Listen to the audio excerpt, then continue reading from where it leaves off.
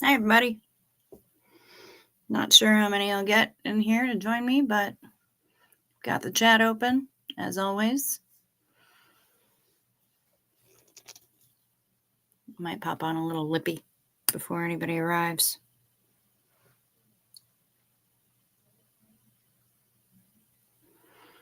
No other makeup. This will be worn off by the end of the time anyway, so.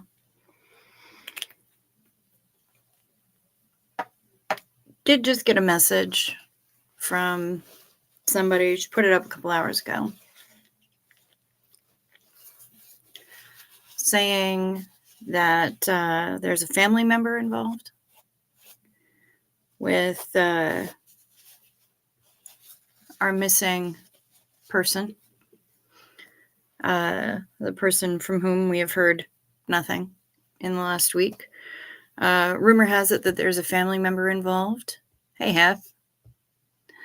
And they're trying to talk people down from whatever extreme things they may be thinking of doing, which sounds reasonable. I know that aside from his mom, Doug also has a sister. And good, pup groomer's in here, Hef's in here, Lovett's in here, fantastic. And so, yeah, if there's a family member there, who's got things being taken care of, then I'm stepping the fuck back. I mean, there's literally nothing that I can do anyway, except worry, which doesn't really get me anywhere.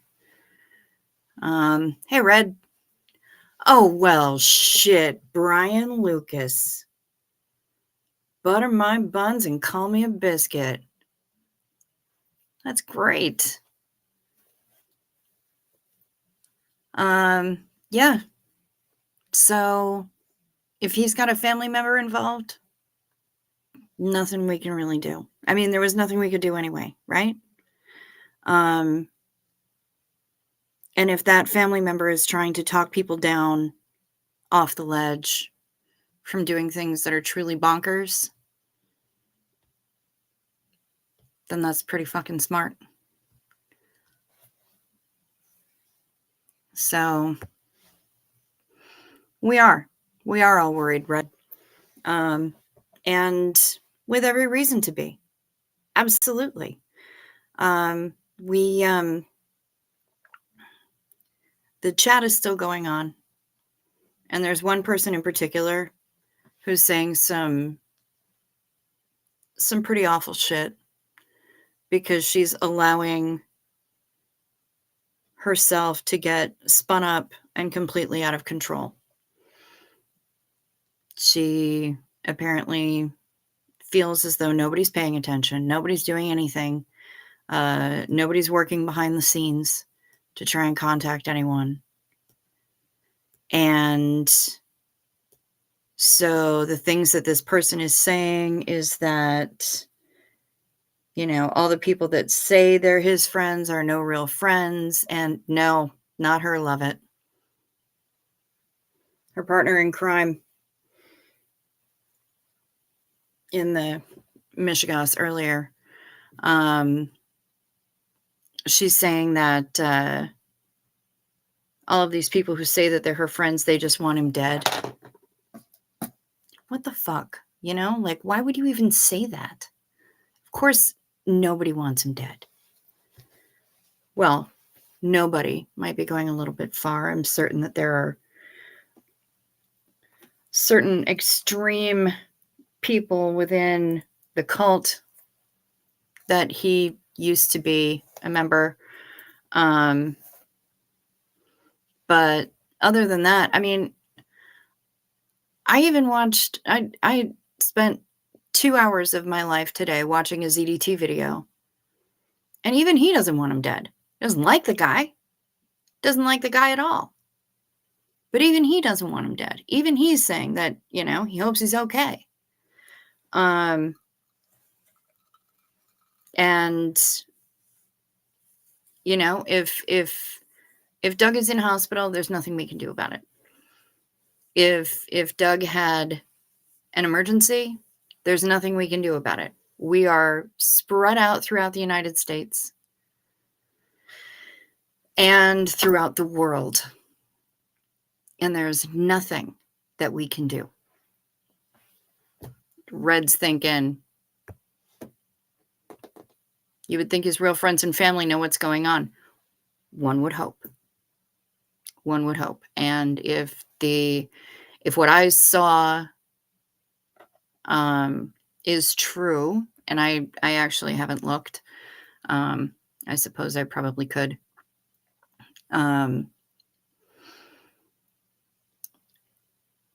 If I love it, I'll send you an email. I'll tell you who.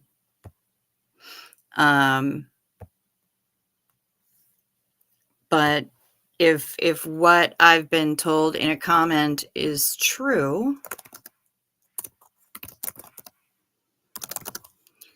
then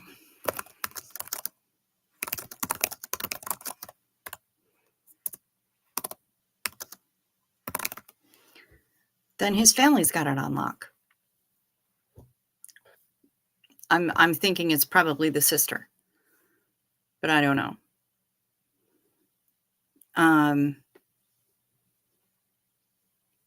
So, is if it's a medical thing, whatever. If he's fucked off on a vacation, great. Whatever it may be, apparently there's a family member involved now, and they want people to calm the hell on down.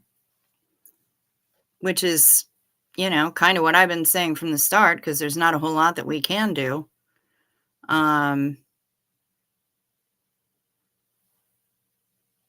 But Heifer also wants to make us aware that she got a brand new pen.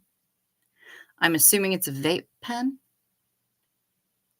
So she might be popping off tonight just as much as she was last night with the antihistamines. Doug is a grown man and has survived a cult. Let the man be. I've been saying it from the jump. He is a whole ass adult. And he's gonna do what he's gonna do. And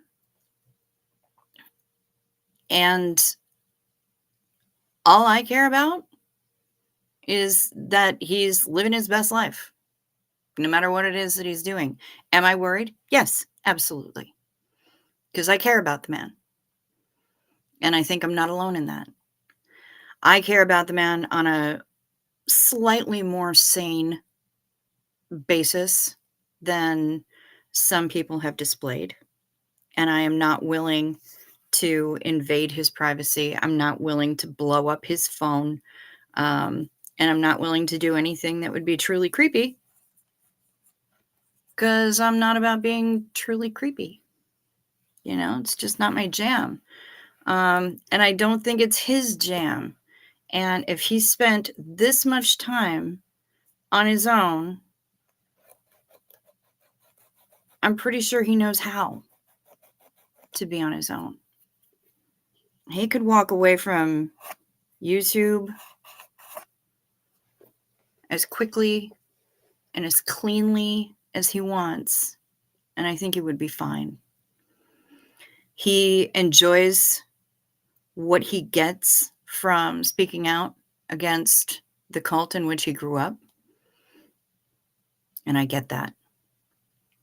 But it's so much work, and it causes him so much agita. And after this whole craziness, I could totally see him walking away from it going, nope, nope, nope, nope, nope, nope, fuck all this in the ass. Entirely. Can't I, as a mod, kick them out? I can. I have the technology. But at this point, like, I have instructions from Doug as to what I can and can't do when I'm on his channel. So one of the big rules, we don't boot, we don't mute unless people are being really egregiously racist, homophobic, or abusive to other people in the chat. He's told us the only other thing is if they're really, really creating a distraction from what's being discussed.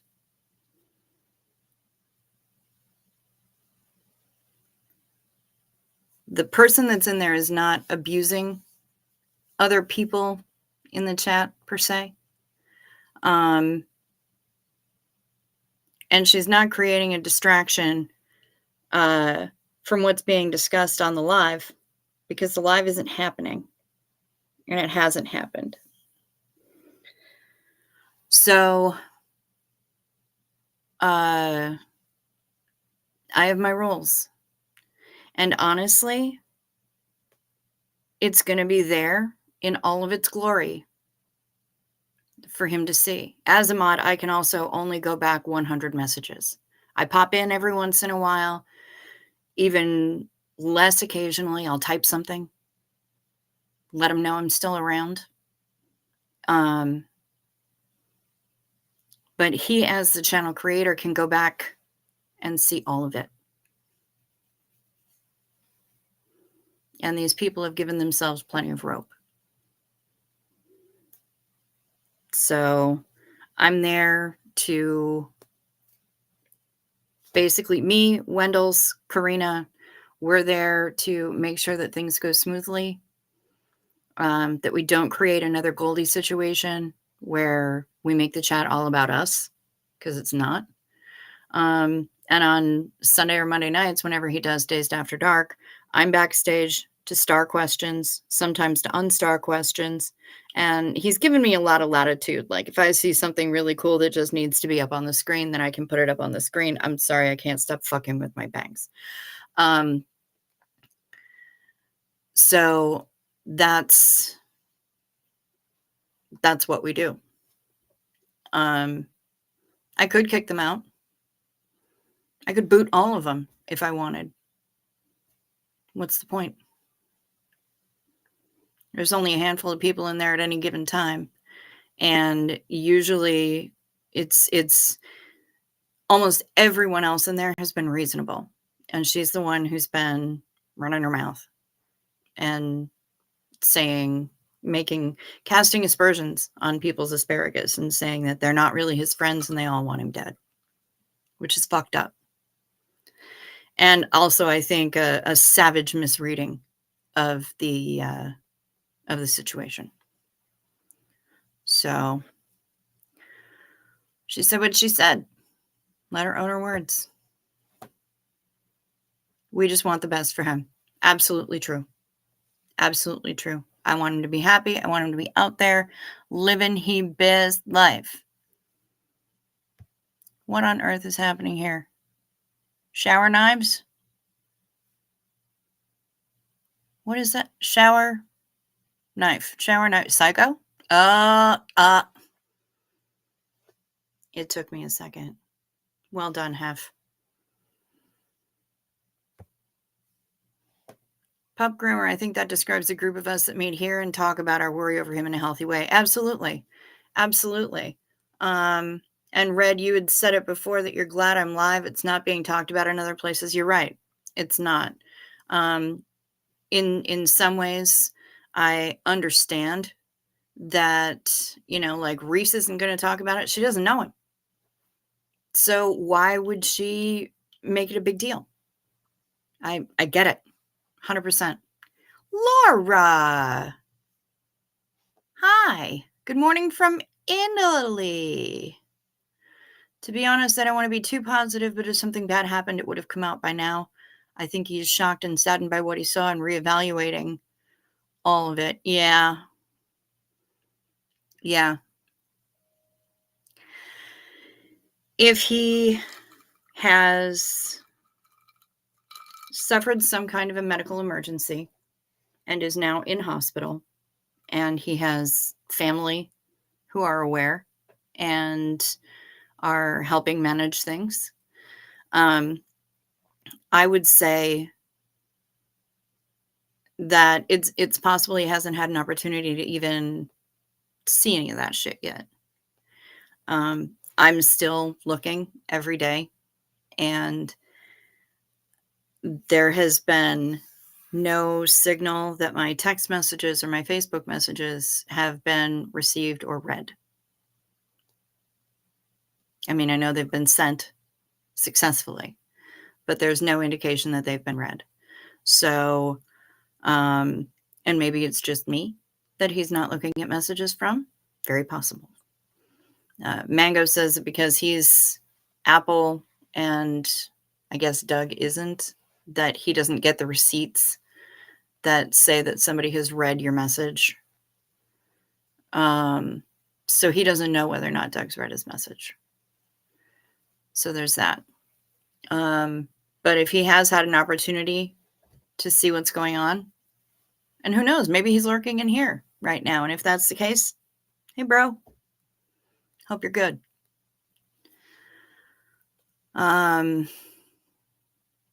Yes, Heifer does speak advanced emoji, and I do not.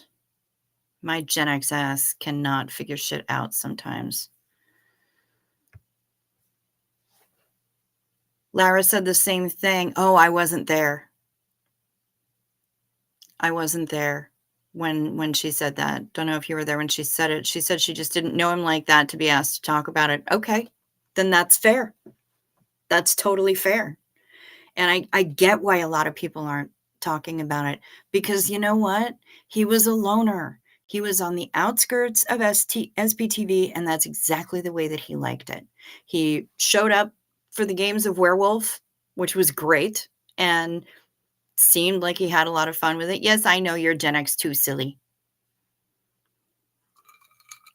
There are other ways that sentence can be parsed, by the way. Ma'am, I'm Gen X, too silly. We had the discussion of what a silly woman I am just last night, actually. Incredibly silly. Okay, see you in a few. Love it. But yeah, no, a lot of people aren't going to be talking about it because they don't know him like that. They are taking advice from Ludacris, and they are going to step back, motherfucker. They don't know him like that. What else can we do beyond that? We don't know him like that. Not one of us has been to his house. Yeah, I have his phone number because he wanted me to mod for him. So, you know, that's the only reason that I have it, is because I gave him mine, told him if he ever wanted to talk offline about non-Scientology shit, you know, because I imagine shit gets pretty heavy in his world. Maybe you just want to talk about stuff that isn't that. That I was available, and he was welcome to call me. I'm always up all night, so time zones aren't really much of a challenge for me. And oh, kia ora, Amanda. Good to see you. Punctuation is overrated. Well, yeah, but it also can be really important. It's kind of the difference between let's eat kids and let's eat kids. So, yeah. Punctuation. It really does. Yeah. See, Brian knows. Brian knows. Depends on the situation. Absolutely does. Hey there, Philosophy. Kia ora to you too. Just popped out for a smoke and saw this. Well, here we are. Yeah. I haven't been going for real long. I have 20 minutes less. Up all night, sleep all day. Yep, absolutely. That's my life. I got up today at 6 p.m. And I can't do that tomorrow because I have a doctor appointment at 3:30. I have an appointment with the baby doctor, not the doctor of babies, but the doctor who's a baby. He's a youngin'. He's just a brandy new little doctor pants. So yeah, I have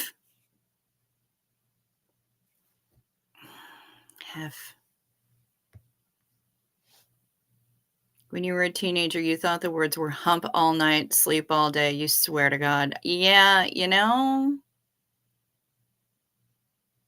I can hear it. I can hear it. And now I'll never hear it another way again. So thanks for that.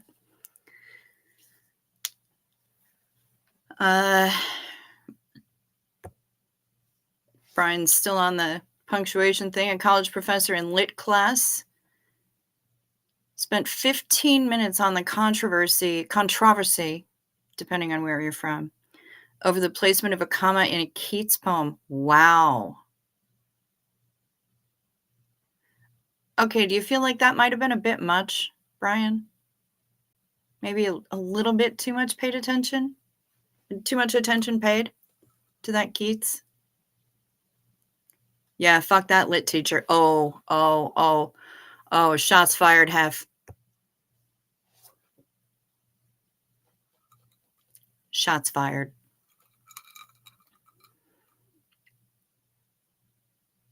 Well, what I can say about the Doug thing, and then we can derail like motherfuckers, because we always do,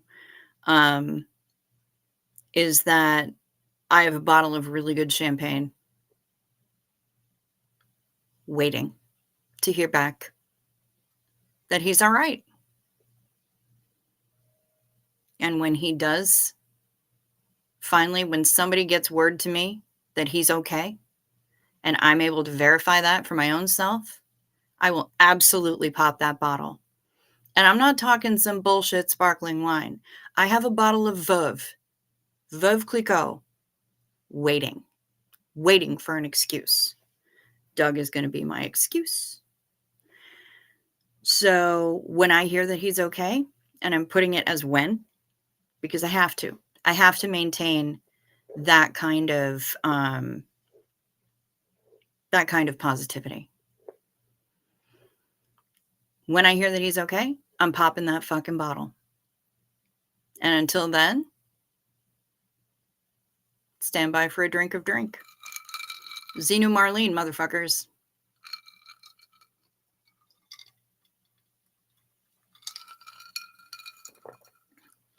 As previously stated on other lives,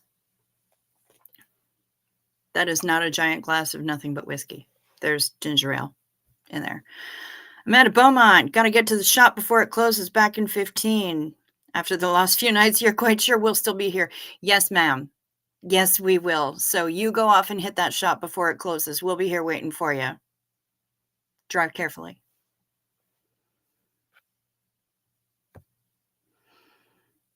The real shit. Yeah. I'm not fucking playing. I'm not doing sparkling wine. I've got a bottle of the real shit. I've had it for a couple years and I've been waiting. See, I knew you'd have my back, Brian. And until then, Hef's going to hit her vape. Excellent. Yep. Absolutely.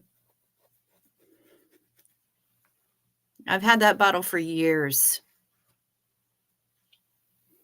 Uh-oh. Pup groomer needs advice. Apparently a little bit of typing assistance. It's like 9:30 p.m. there, Sophie. You do have a big toe. Go do that. Good for you. How can we help you, pup groomer? What can we do for you? I don't have any weed in this thing, but, I just had some adult beverage, so tell us how we can help you. Because we're here to help. And if we can't help Doug, we can help each other. So let's do that. Oh, and I left my hair down for you guys because you were bitching at me before about not letting you see my rainbow hair. So it may in fact be swooped up into a clip a little bit later, but right now it's down for you.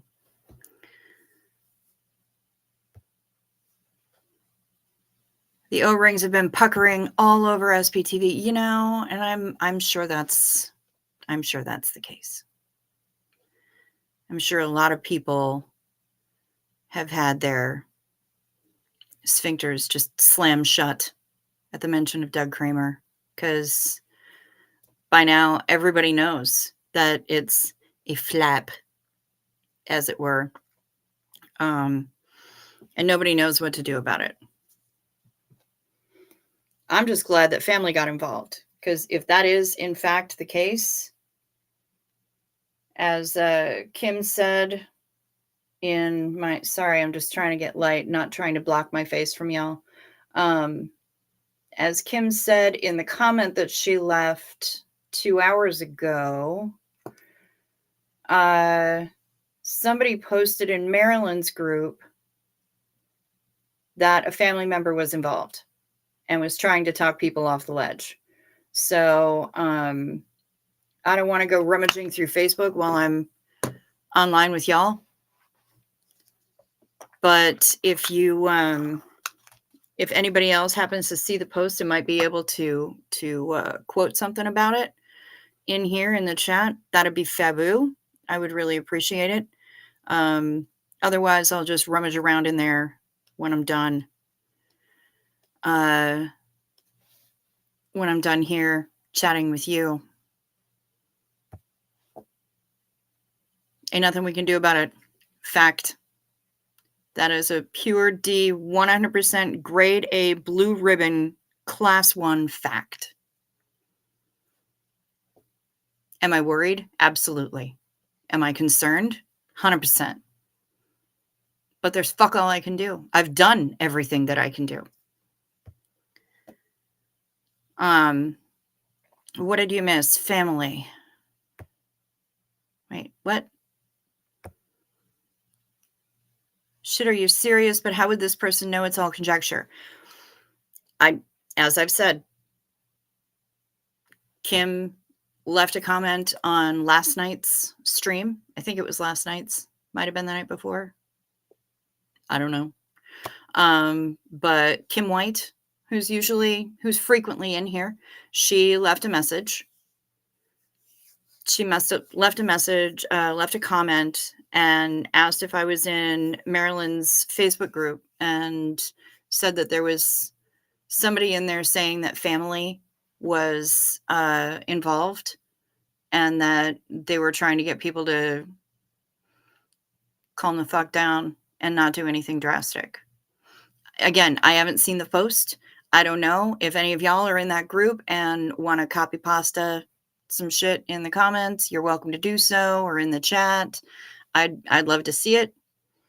And if that's the case, then that is honestly the best possible outcome for this particular situation.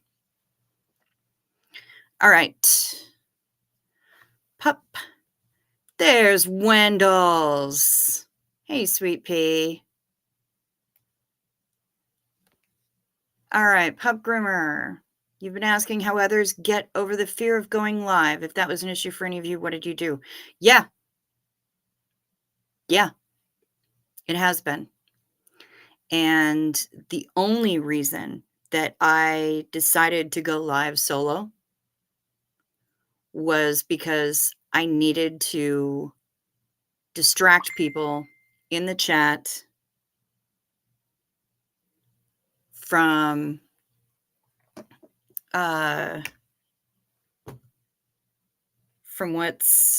what was going on in Doug's chat. And so I said, let's all hop over to my channel and talk about it, or don't talk about it, or do whatever. Okay. Real quick, gotten some info on Doug that I cannot share as I do not have permission to do so, but we all need to chill out because if what we think is going on is actually going on, sending the authorities in looking could really mess things up. The person who I'm in contact with is in contact with a close family friend who is now aware of the issue and working to get more information. Please see if you guys can calm the community because what we think is happening is very important. Okay. Thank you. Thank you for sending that to me. So I hope that you guys heard that. Um,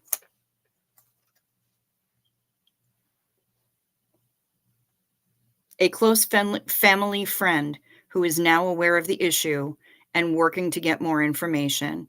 Please see if you guys can calm the community because what we think is happening is very important.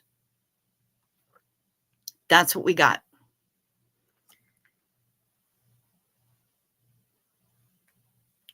Sending in the authorities looking could really mess things up.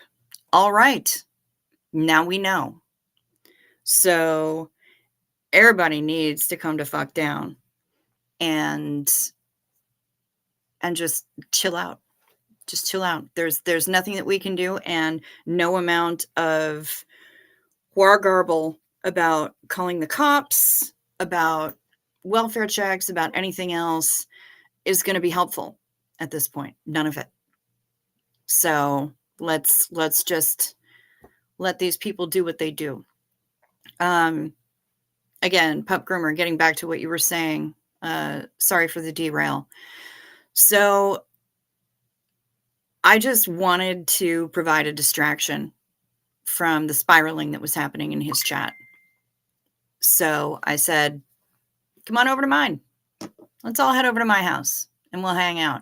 I had never done a live before, ever, by myself. I had been on with Doug that one time, not really counting the couple of times that I've kind of peered in from backstage or, had Elvira or whatever. And I popped on that one time with him and David Devine completely by accident. And when I say that I stumbled into that shit, I really did stumble into that shit. But going live solo, talking to myself, I had no idea how that was going to go. But that was what I did. And I've been going live when the mood struck me, usually in the middle of the night, ever since, to share what we know, to commiserate a little bit, and to just kind of hold space for each other, for Doug, and for whatever else. So during the day, I'm doing everything that I can to keep it chill and get the message out to as many people as I think would be constructive. And at night, I hang out with you guys in between knitting and trying to back myself, trying to whittle some down in my YouTube watch later list, which just gets longer and fucking longer. But I did get to pop in on on Riesling tonight. Popped in on Lara for a while, and it was nice.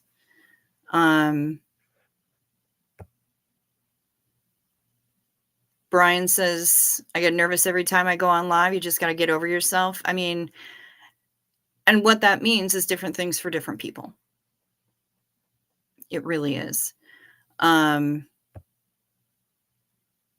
Definitely invite us when you're going to do it. Invite us in, and we'll show up. We'll show up. I mean, unless I'm sleeping, but if I know that you're going to be on and you want somebody to be in the chat and have your back, just let us know. Let us know. We gotcha. Red will be there. She's glad we're here for each other, even if it's just chatting. And I agree. I absolutely agree. Thank you so much, Hef. I did read it. I did read it. I read it out loud.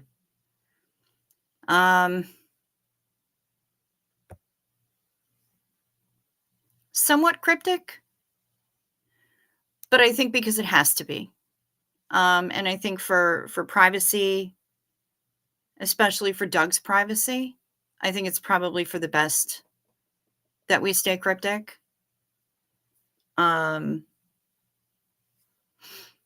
So, you know, I mean, what are we gonna, I guess I can't blame these people for wanting to keep names out of it and keep details out of it. But if they know what's up, then I think we'll be okay. I think I also have a random nose hair and it's bothering me, and I'm going to have to get my tweezers pretty soon. Oh, that would be the best of all worlds, wouldn't it? Wouldn't that be amazing? Now, Mom isn't Sea Org. Mom's public. So she wouldn't have been in the same kind of situation that Rosemary was. But I don't know. I don't know. That would be nice, though.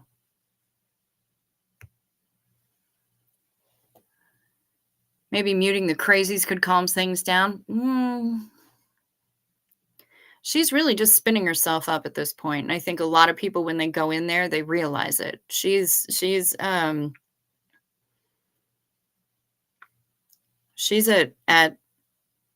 Taz level.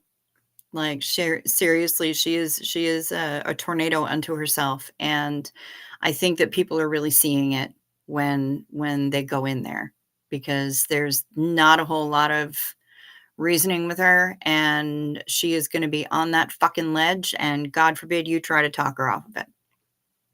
She doesn't want to know. She doesn't believe that anybody's trying to help, and therefore she won't believe that anybody's trying to help. And that's just how she do.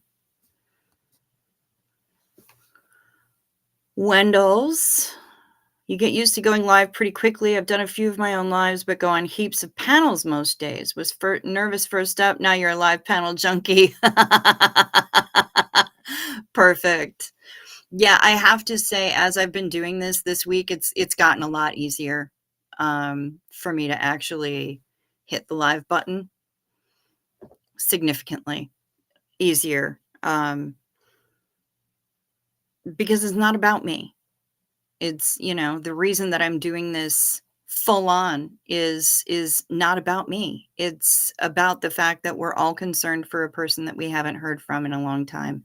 And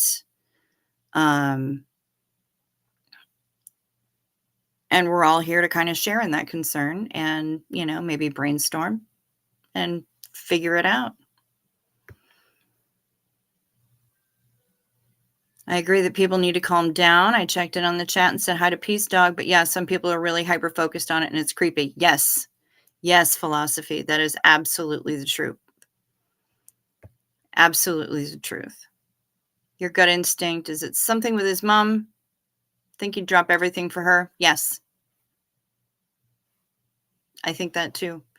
Or he's had enough and needs a break. And, you know, we've discussed this extensively in here, that maybe he has just had enough and needs a break. 10 in the chat. Okay, it was 10 in the chat. Now it's down to 9 again.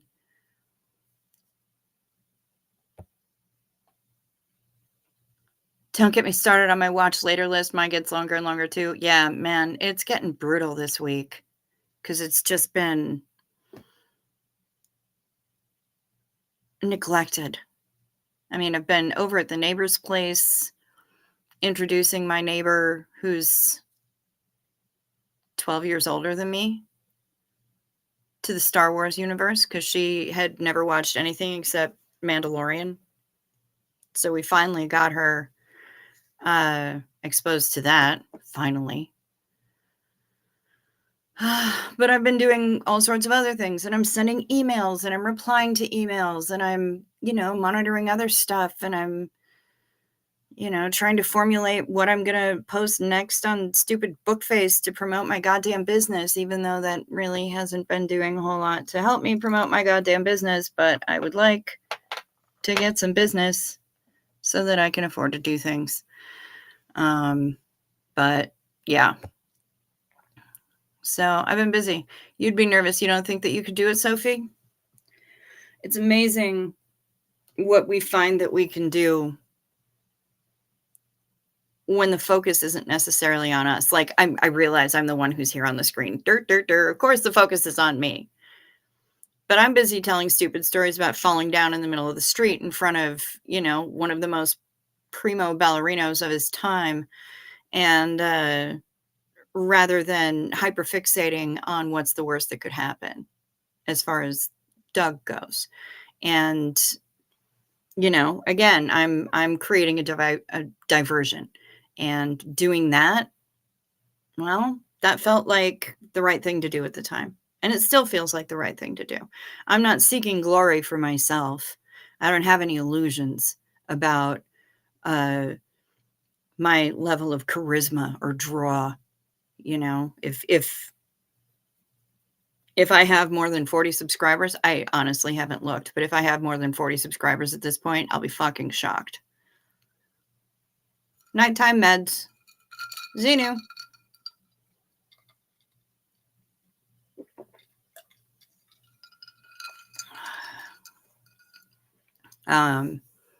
But yeah, I'm just here to kind of distract. And that's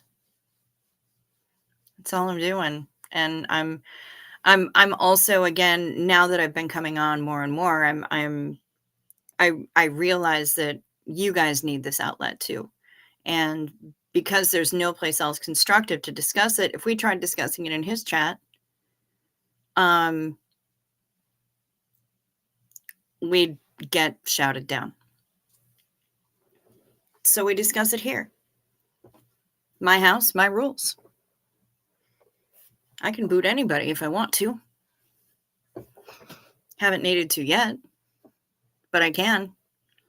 And I guarantee you, if Crazy Pants comes in here and tries telling me that I'm not anybody's friend, I got some fucking news. So, you love seeing me in both lives. Thank you. Thank you so much, Red. I'm glad to see you. It's delightful.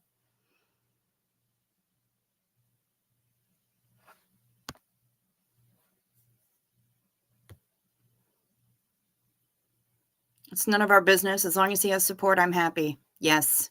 Yes, 1000%. Yes. Absolutely. They probably would come back under other names. Yeah. Add her to the list of people needed to put the cuckoo back in her clock. That's probably the politest way of putting it. You're certainly more diplomatic than me. Like I said, I'm never going to get that job at the UN.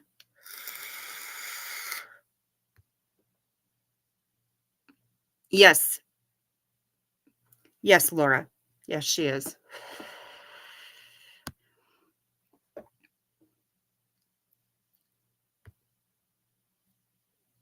First time I got on stage to read poetry, I felt like I was shaking out of my skin. Going live on YouTube the first time was a piece of cake compared to that.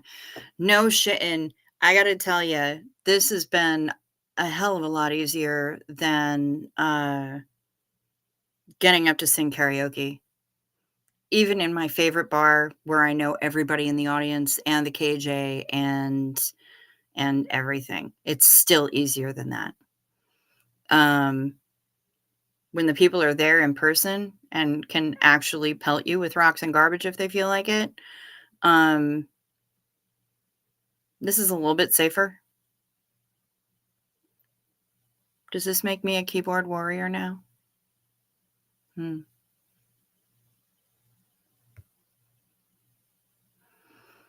Love it that I called you Soph. That's what you're for. You know, I was going to ask you because your name is Philosophy, but I see you as Sophie on Facebook, and I was going to ask you if it was okay if I addressed you by your actual name instead of saying Philosophy every time.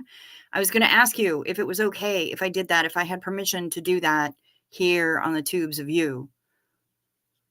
So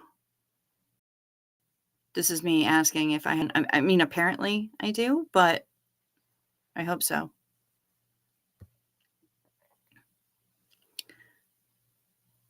Hef, you only have an old Galaxy phone, no computer or Wi-Fi, so you won't be thinking about any lives. You know what? Fair enough. Fair enough. If we're ever in the same meet space and I have my laptop with me, might try to drag you on. Might do it. Because you're pretty fucking funny. As long as he's got support and is alive, that's all we really needed to know. 100%. That's what we want.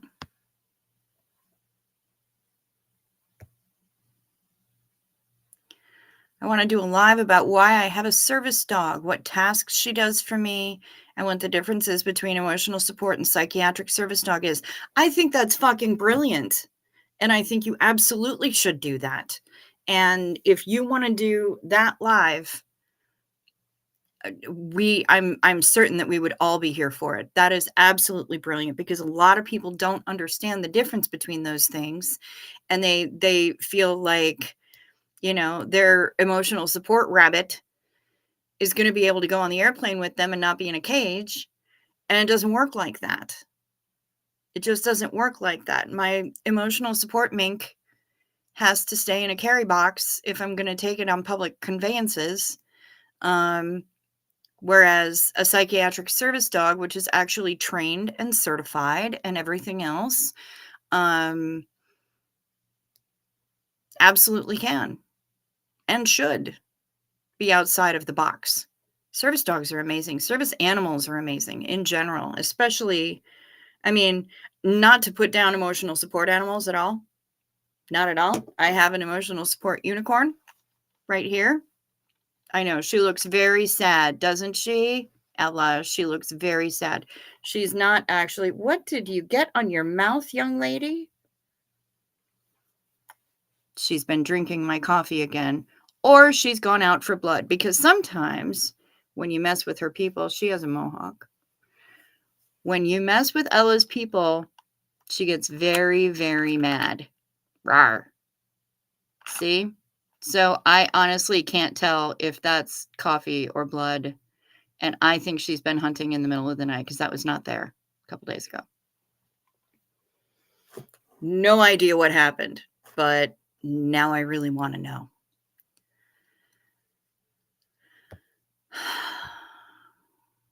You'd have to have talking points, or you'd lose your train of thought. You'd get nervous. Here's the thing, Sophie. That's the beauty about having y'all in here. You help provide my talking points. I literally just riff on whatever detritus that comes into my head, and I am the queen of non sequiturs, and I can take a story anywhere. And you guys help provide my talking points because I'm just reading what you guys have to say, and it's fantastic. So, yeah, it just kind of goes like that. I have 42 subs. Well, I'll be goddamned. That's really surprising. I'm down for it. Well, hey, while you're here, if you're not subscribed, please hit the subscribe button right down there. And please hit the like button right down there. As Jen from Fundy Fridays says, please consensually smash that like and subscribe buttons. They both want to be smashed. That's the secret. So please consensually smash the like and subscribe buttons. I would really appreciate it. And apparently it helps algorithm.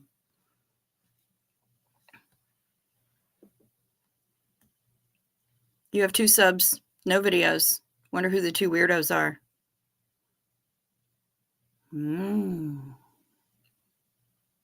Interesting. Calves.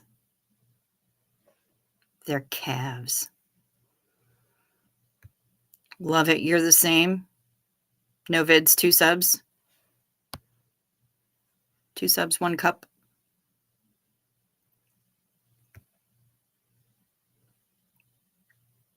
Love it. Love it. Think she's one of your weirdos, Hef.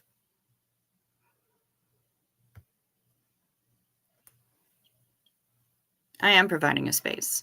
Whether or not that's huge or it's just my ass, which is huge, I don't know. But I am providing a space. And it's here for you freely. You know, I welcome any and all who come in and they want to talk about it, as long as they're not going completely crazy pants. That's all I want. I just want rational discussion and holding space.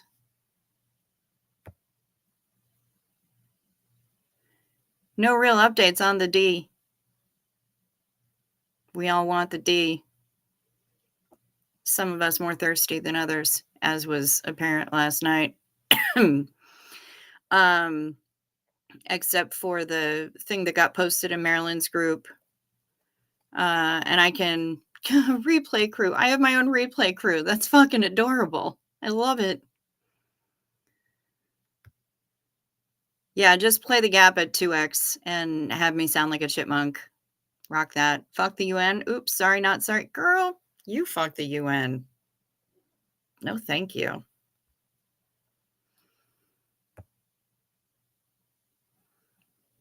You don't know why you worry. You go on TikTok live all the time. Well, used to. Haven't been on much lately. See, so you know what? You're going to be fine. You're going to be fine, Hef. If you ever decide that you're going to come on the tubes, you'll be fine. If you can do TikTok live, you can do this shit. I don't know how to talk or talk tick or make a TikTok. Is it a verb? I don't know how to do it. Whatever it is. I haven't figured it out yet. And there's all sorts of cool shit that you can do with it. And I don't know how any of it works. So never done any public speaking, nothing. It's okay. It's okay. I last time I remember doing any public speaking,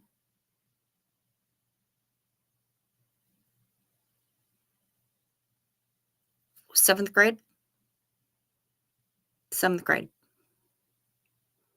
I won an essay contest. I had to read it in a small office with all the rest of the people who placed in the essay contest, and some teachers. And I had to read my essay. It's about as close to public speaking as I get.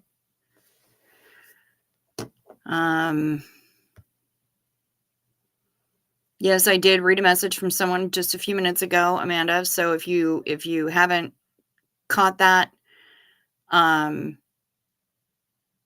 me know. I can read it again.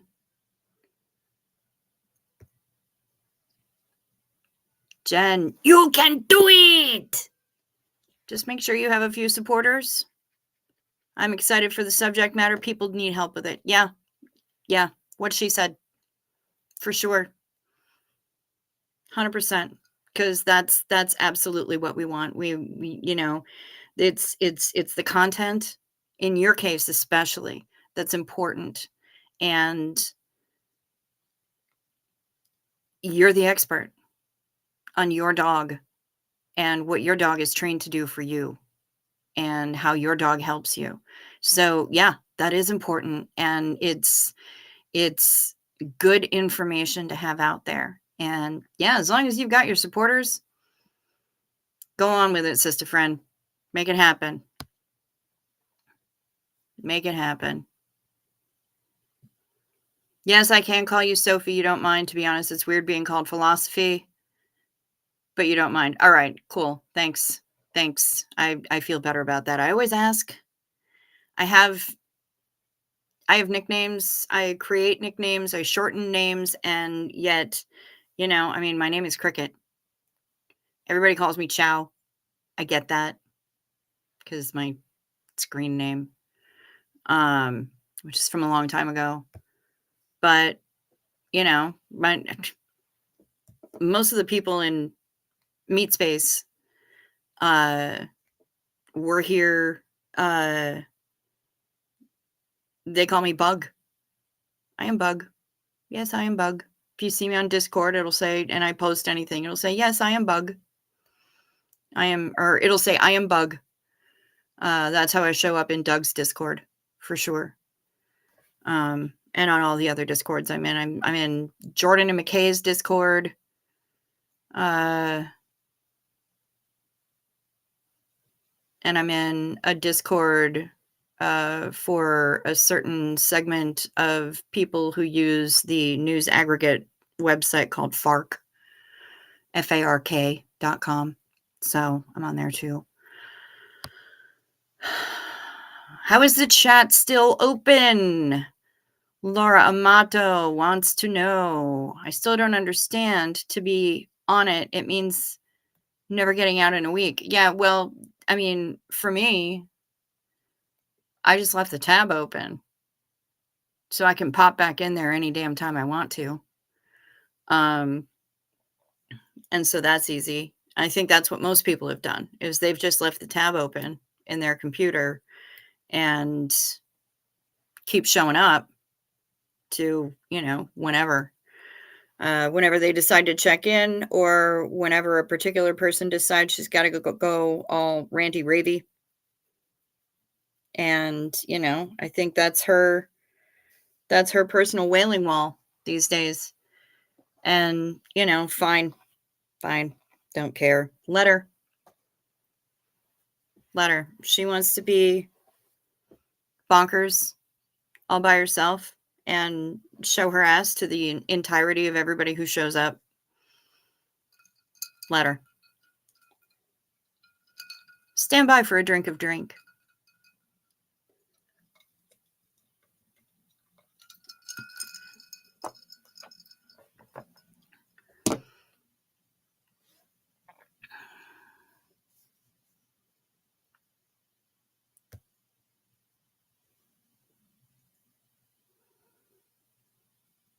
You please read the message from Hef for Amanda. She missed it. Yes. Yes, I can. Okay, so this message showed up in Marilyn's Coffee Cults and Crafts group, from what I understand. And I had been alerted to it by somebody who commented on one of my other live streams from earlier in the week. It says, okay, folks, real quick. I've gotten some info on Doug that I cannot share, as I do not have permission to do so.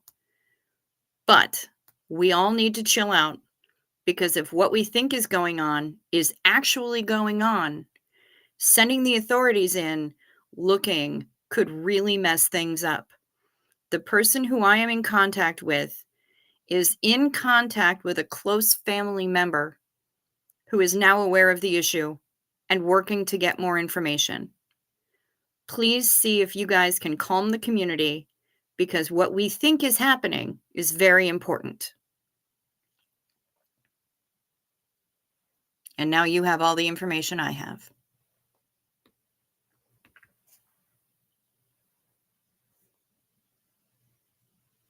That's what I got. Amanda, really?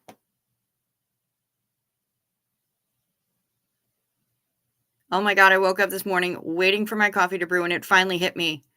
Philosophy. Yep. Ta-da! Sometimes it takes us a moment. Isn't Ella great? Ella's the best. There's a whole line of adorable little animals that you can get. They're called feisty pets. And I love her little purple mohawk. And yeah, man, when she gets mad, I mean, sometimes she just looks a little dejected, a little sad. Still, when you can't see her little teefies. but then she gets really mad. Rawr. Very angry. Ella. I love her so much. I got a bunny one for my stepdad. Angry, angry bunny. Looks adorable most of the time, but don't piss her off.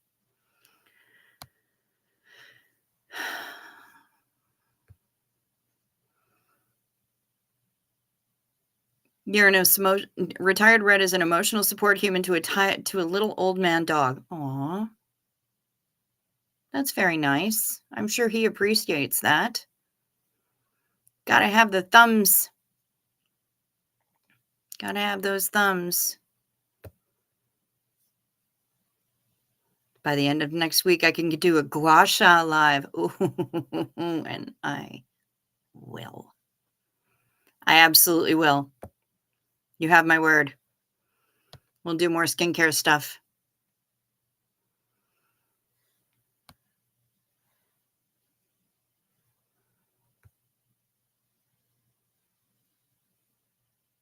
You and me both, sweet pea. You and me both. Yeah, I get a bit dim. Get a bit dim. Is that what you're after? I mean, okay. Zena Marlene, y'all. Brian. Hef. Get it? Get that devil's lettuce. You subbed tonight. Thank you. Thank you, Red. Alligator Rhythms. Yes, absolutely. Oh, no.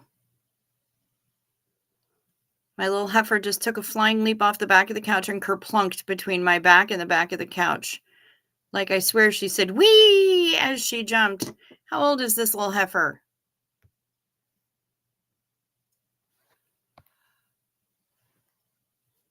Four-pound Chihuahua. Okay. Well, that's... At least it wasn't an offspring. Because a 4-pound Chihuahua I could probably handle. But an offspring landing on... Probably not so much. Red has 5 subs. Fucking A.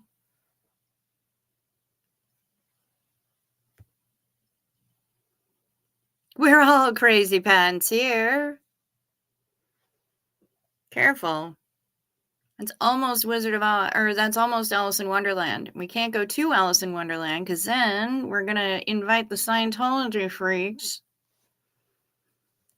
who have strong doubts about the temperament of your flamingo.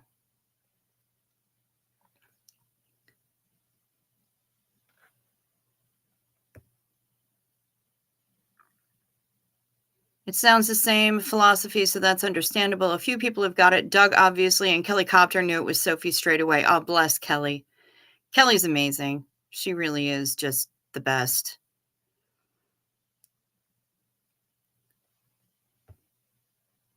I'm wearing her sweatshirt, her OT3 sweatshirt, because I love it. Haven't got my channel off the ground yet, but then I'm still learning from all of you.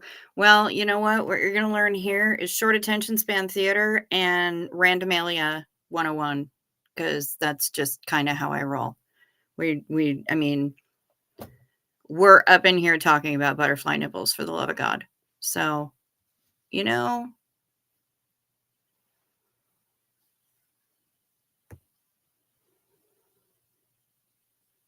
hoes be thirsty.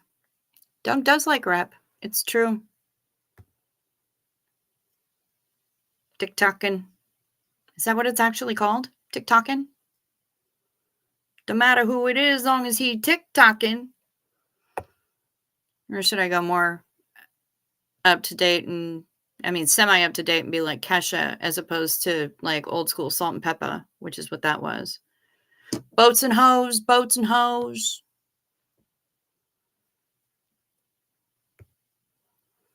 Boats and hoes. Used to do heaps of theater until you were a teenager. I did a little bit of theater in my teenage years. but mostly my performance was ballet, which means I didn't have to speak, and that was so much easier. So much easier. You can perform, but you do get nervous. The other thing with theater, yep, Hef did theater as a teenager too. The other thing with theater is that you can be somebody else. You're not even you, so it's not quite as bare because you're in a costume, you're portraying a character, and that's, even if you don't have anything on your face, it's a bit of a mask, and it makes it a little bit easier to step out and be that person. When you're just up there being you, or when I'm sitting here being me, that's where the nerves come in. But I did radio, which is yet another mask. I used to radio DJ in my misspent youth. Back in my very late teens, I used to radio DJ. Nobody sees you. It's much like this, except nobody sees you. I was literally sitting in a box in front of a microphone and babbling at the people. And my show was an all request show. So all I had to do was talk to people on the phone, find out what they wanted to hear, write it down, play the fucking song. Say something on the air every few songs, play some ads, back to the music. It was that simple. And nobody saw me. Like sweatpants, sloppy ponytail, cramps like you would not believe, not a drop of makeup anywhere. Didn't matter. As long as you sound good. Nobody gave a single desiccated shit about what you looked like. Just sound good. That was the best. Best job. Best job. Master debater in high school too. You sure the D was on there? I'm just asking.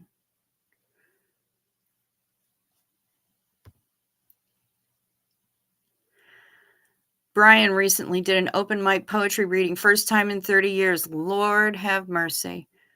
Was nervous as hell, but got a good reception. Place in Hot Springs, Arkansas does them every Wednesday night. Very nice. So you're going to be doing more of them, do you think, Brian? I hope so. That's cool. And you know what? In a friendly kind of atmosphere like that, I imagine that it's a lot easier to become familiar and thus a little bit more relaxed. Brian, I would be scared if I was doing my own shit like that. If other people write it and it sucks, then I don't care. Okay, yeah, that's fair enough. Hef has sung in public like twice. Singing in public is amazing. Debating, I bet you mop the floor with them. Yeah, you know, I can see that too. This is a woman who will whip a tit out at the bar at the slightest provocation. So I can't even imagine going toe-to-toe to her with just words. Amazing. Plan on going back as soon as you can, but got to get the headlight on your car fixed first. Okay, fair enough. Fair enough. That's pretty awesome.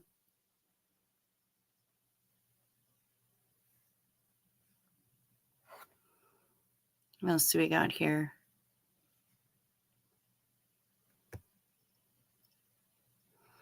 Feel like I used to be smart, then my smarts ran away and my brain is holding them for ransom.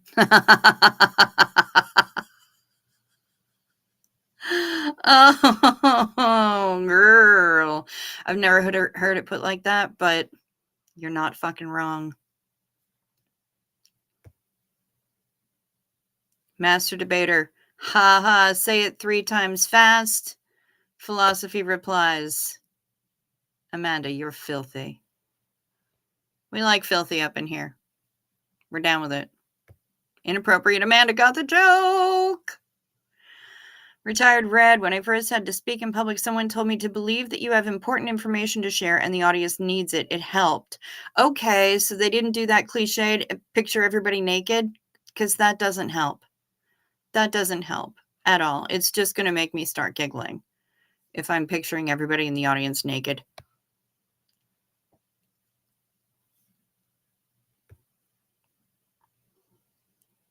Chat stays there till the channel owner ends the stream. Yep. So that's on Doug. That's going to have to be on Doug because the chat is just going to stay.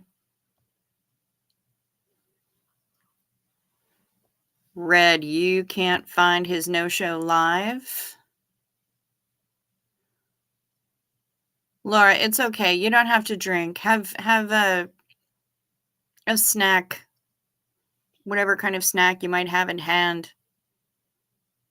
You've the entire culinary world of Italy at your feet. Have a biscotti.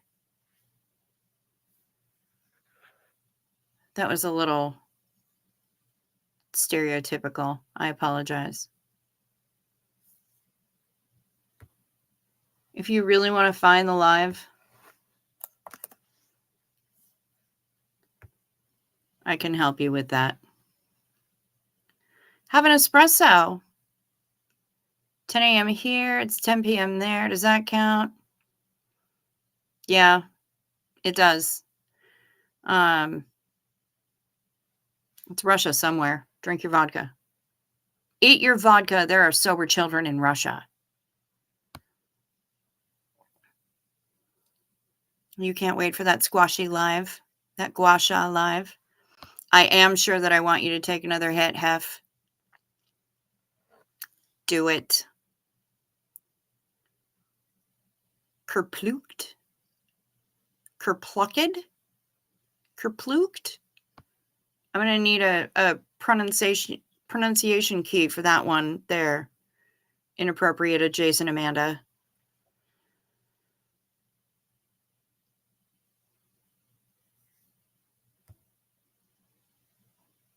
No. I did not. Now I have to go fucking look, don't I? God damn it.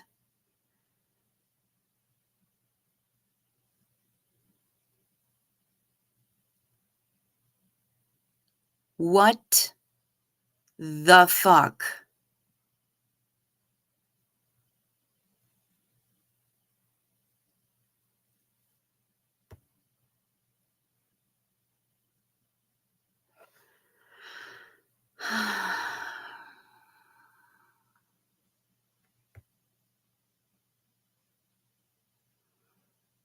All right. Well, I don't know what to do about this. Wendell, what do you think? Help me.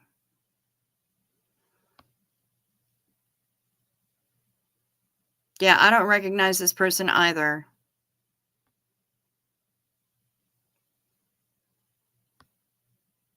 What do you think, Wendell? Do we delete? I can delete that. I can delete that comment. No,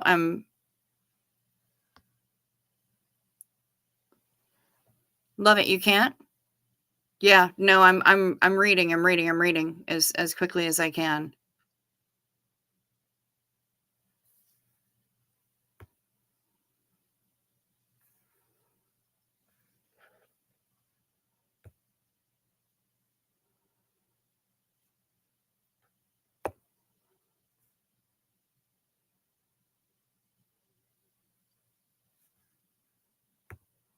I removed it. I removed it, and it's got my name on it.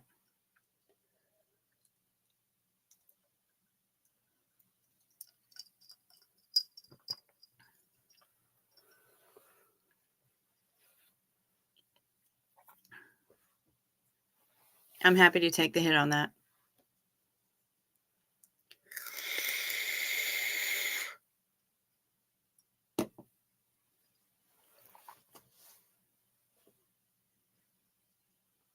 That's disruptive. That's rude. That's disruptive. There's no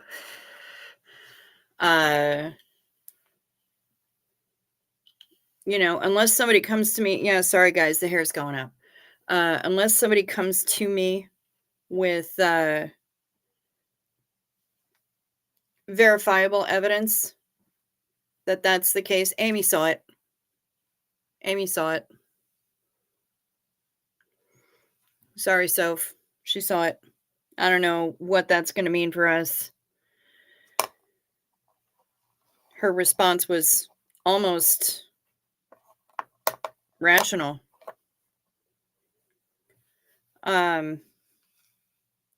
But if until somebody comes to me with something verifiable, I'm not having that shit. I'm not having that shit. So far, the only thing that anyone said, one person said, so happy to hear that Doug passed, RIP. And the only response has been, nobody said that Doug passed.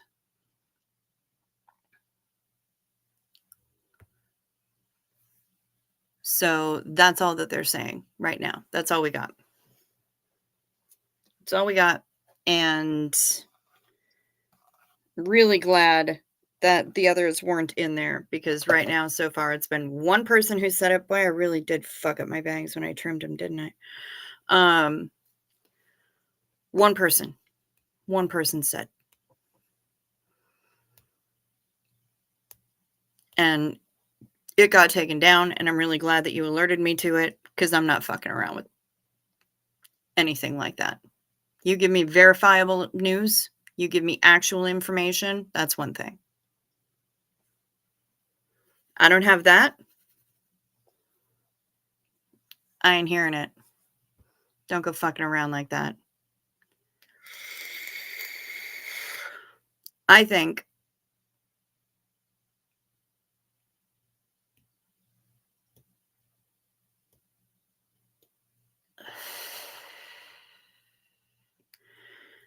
I mean,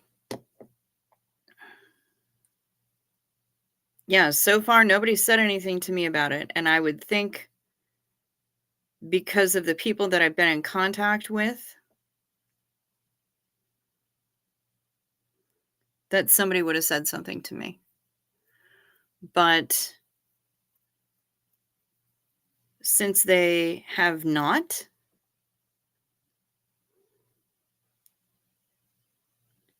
nothing in my notifications. Nothing in my notifications. So I haven't been advised on YouTube or on Bookface. The faccia libre.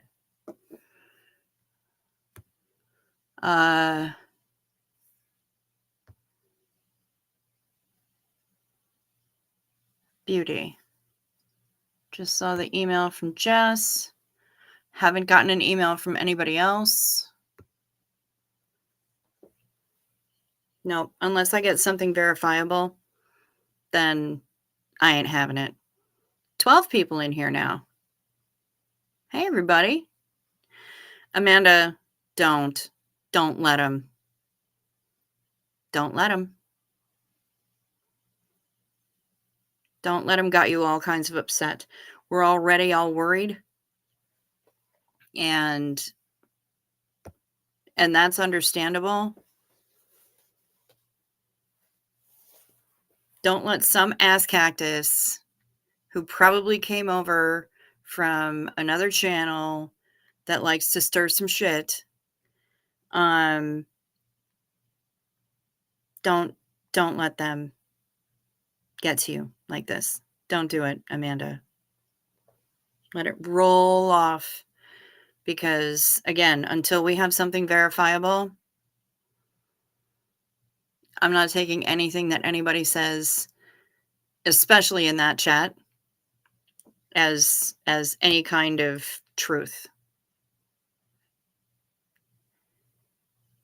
Yes, and I know, I hear you, philosophy, and that's been the one thing that Peace Dog and yourself were talking about, how a similar thing happened a few years ago with this guy Jeff Censored. We both thought about it when Doug didn't show, and that's been discussed. That's been absolutely discussed, and anything's possible. Anything is possible at this point. But for somebody to say it like that, I'm not taking that with a grain of salt. I'm taking that with Lot's wife. Let's check the Googles. Doug Kramer.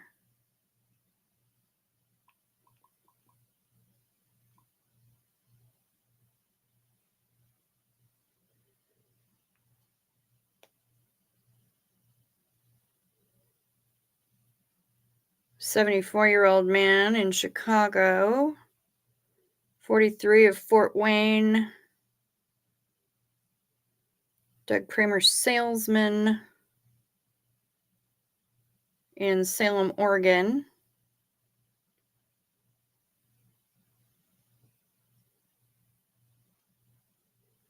Grand Rapids, Michigan.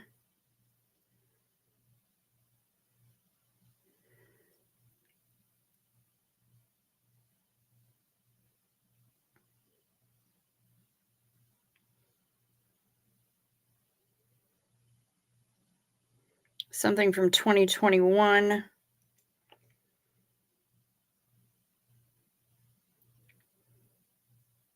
Nope.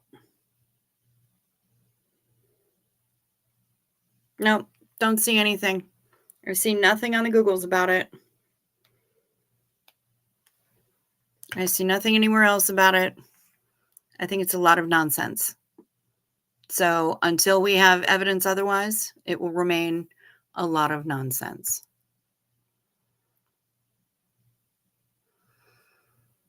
Nobody else has put anything in there. So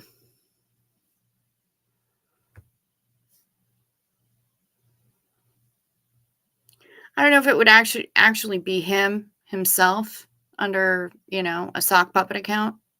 It's possible.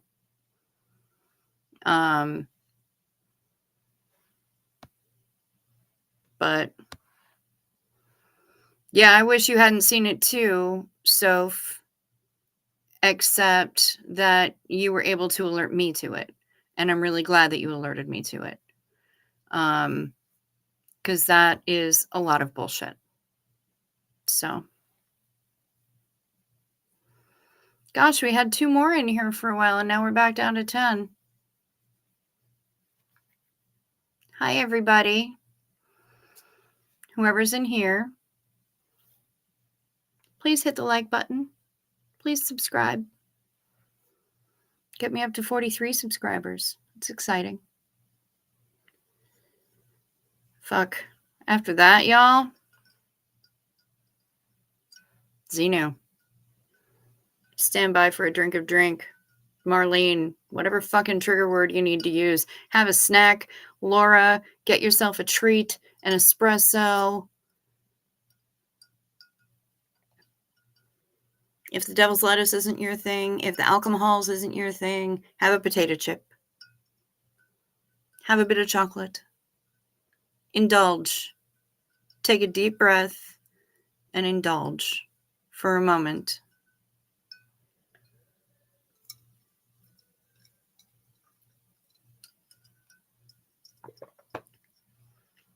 Because I am.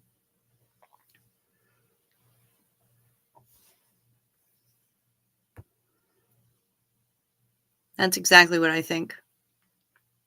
That is precisely what I think. So, somebody knew that there was some Michigas in there.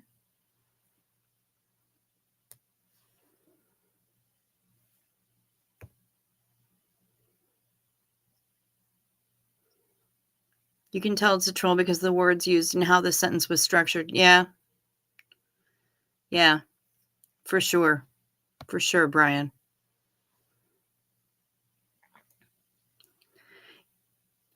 I'll keep an eye on it, Amanda.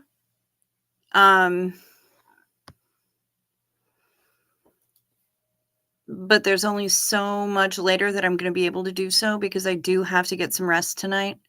I have a doctor's appointment in approximately 12 hours, and I have to be coherent for that. And I'm generally these days have been waking up at about 5 between somewhere between 4:30 and 5:30 in the afternoon. Today I slept until 6. So, yeah, daytime, me and the day star are not friends on the best of occasions. Um, but yeah, I do have a doctor's appointment tomorrow at 3:30. So, I can't stay up and just eyeball it all night, but there are 3 of us, and the responsibility is split between the 3 of us, and I have every faith in both Karina and in Wendy that we'll be able to get that knocked out. I don't have I did not mute them from doing it again, I just removed the comment. Um, if they do it again, I'll boot them from the chat. Fuck that. Um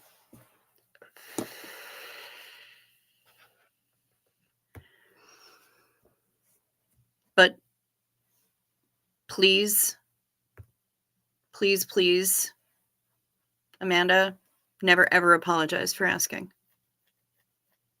If I could sit up all night and stay at it, I would. Because right about now is about the time that vigilance is probably more important than ever. So I am not sorry that you asked. I am honored that you asked. Um, I just wish that I could sit and monitor all night, and I can't. Um, I may type something in there and just say that, those sorts of things are the big bad, and we're not talking about it in this chat, and we won't be until we have verified information. Until we have verified information, and you can bring those receipts, we ain't having it. Don't even start. So,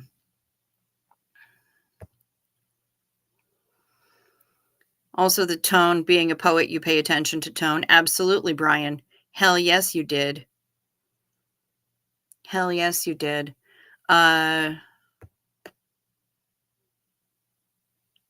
It's all in the tone. They really were trying to provoke people. Absolutely. You didn't get to see the person's channel name. I can tell you the person's channel name. I'm going to type it right in the chat. There you go. So there's that. Unless, not until. There won't be an until. Okay, that's fair. That's fair. Wendy, do you see it? I put it in the chat for you. That's who it was.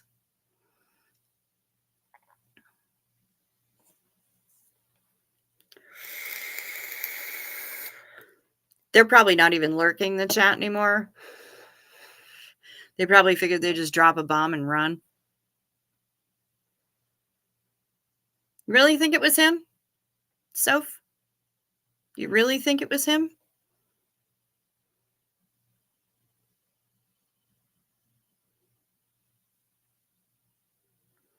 See, people think that,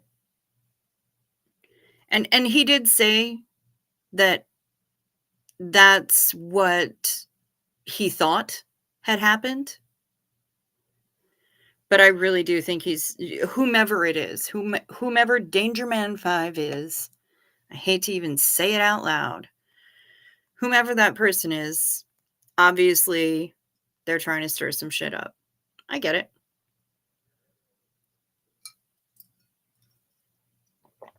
That's the first time I've ever had to delete a comment on Doug's channel.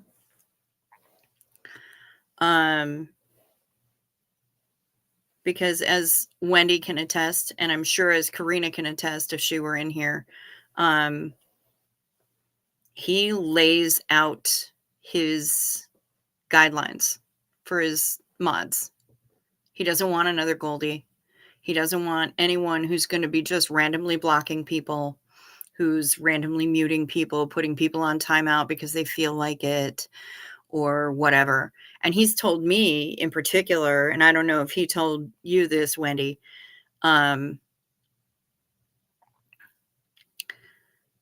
he told me, you know what, if they're saying something really shitty, leave it in there. Maybe I'll put it on the screen, put them on blast, give them the answer that they're looking for. Or maybe the answer that they're not looking for. But, you know, discretion being my catchword, my watchword. That's what I'm doing. I'm still following the guidelines, and until I see something different, I'm not gonna make any kind of assumptions at all. And I'm always very close, very careful about not even necessarily who I star, but I'm very careful about who I think might be going too far. I always use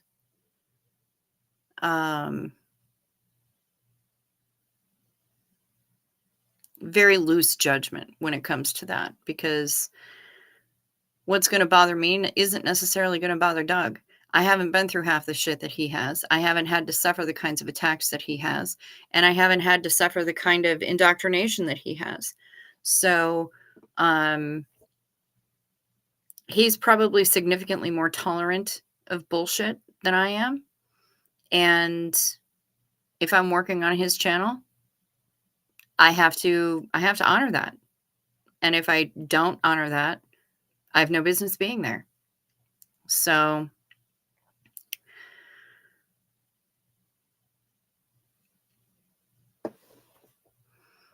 but you know, sometimes we get a cute little insult like this.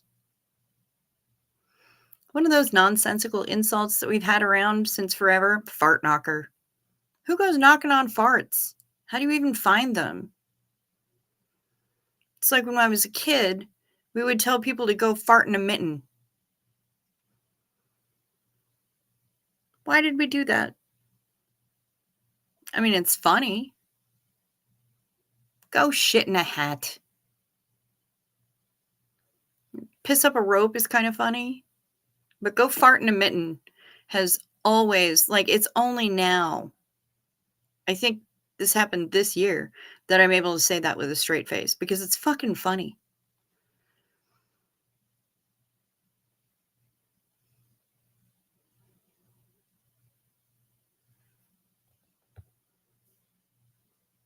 Wendy did remove some nasty comments the other day from a certain narcissistic person, but never would time out. It was getting too toxic. We discussed that, I think. I'm fairly certain that you discussed that with me. But no blame. I don't blame you. And I feel like this one was just far too egregious to let stand. So there we go. I've yanked my first comment off of a Doug chat. A Doug chat that's been going for a week. But yeah, no blame. No blame. Good on you, Wendell. And of course, I'm going to keep calling you Wendell, or Wendell's, or Outback Wendell's. Do I have permission to call you Wendy on here when we're talking? If I have permission, then I'll shorten it up. Now we got 11. Hello. Hello, new person. Good to see you. Feel free to join in the chat.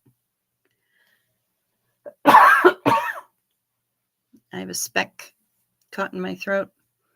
This is not a Xenu. This is just water. Literally stand by for a drink of water.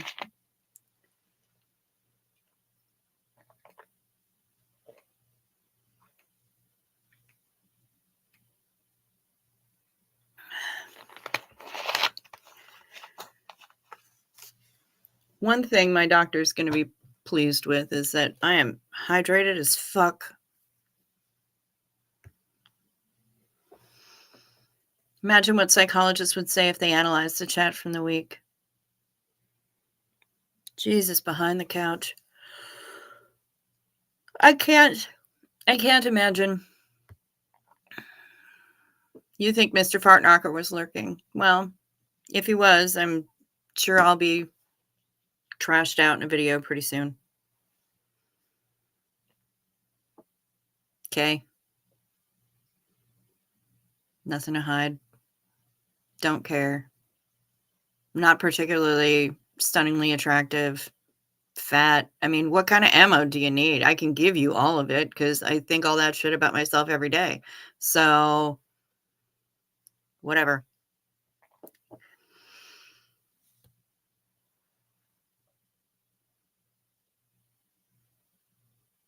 Call me whatever you want. I'm bulletproof. Outback, Wendell's, Wendy Ann, shithead. Okay, maybe not shithead. Okay, I won't call you shithead. You roo rompa. I don't even know what that means. I'm just making shit up now. Oh. Love is Jay chillin'. I just ate a mushroom gummy. Nice. Get it.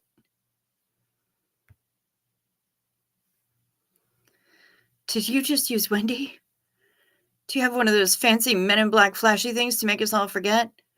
God, I wish. Holy shit, do I wish I could retcon some people with that little bing. That would be amazing. Can you imagine? Hef wants to be famous. She hasn't been bringing out the Tetons tonight, but I sense that it's only a matter of time. This woman takes no provocation, literally no provocation to whip him out. So, I mean, if that's what you're into, lurking person, you know, I mean, maybe it's more snail nipples. That's the lurkers thing. I don't know. I don't know who you are. Mysterious number 11. Pineapple flavor gummies. Nom nom nom nom nom nom. I like pineapple flavor. It's not a flashy memory thing, just my alcohol to forget. Same.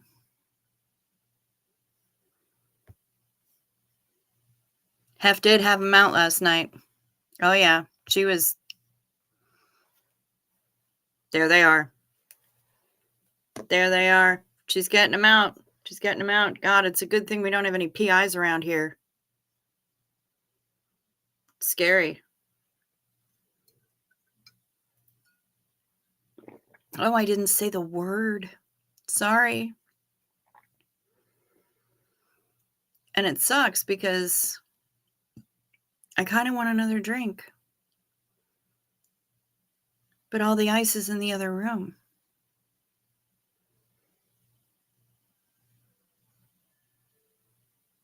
If I put Ella on the screen while I go and fetch more ice, will you guys forgive me and talk amongst yourselves?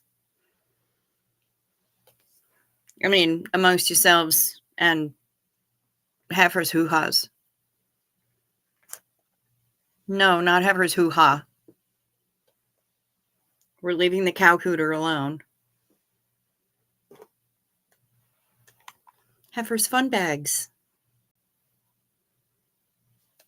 So inappropriate, heifer. You should talk, inappropriate Amanda Beaumont. Inappropriately adjacent. Where can I put her? She's just going to sit here. I'm going to point her this way so she can watch the chat. There you go. She's going to watch the chat. Have I listened to the Rodney Carrington song, Don't Look Now, Mama's Got Her Boobs Out? I have not, but now I know what I need to look for. Talk amongst yourselves and heifers hooters. I'll be right back after I get some ice.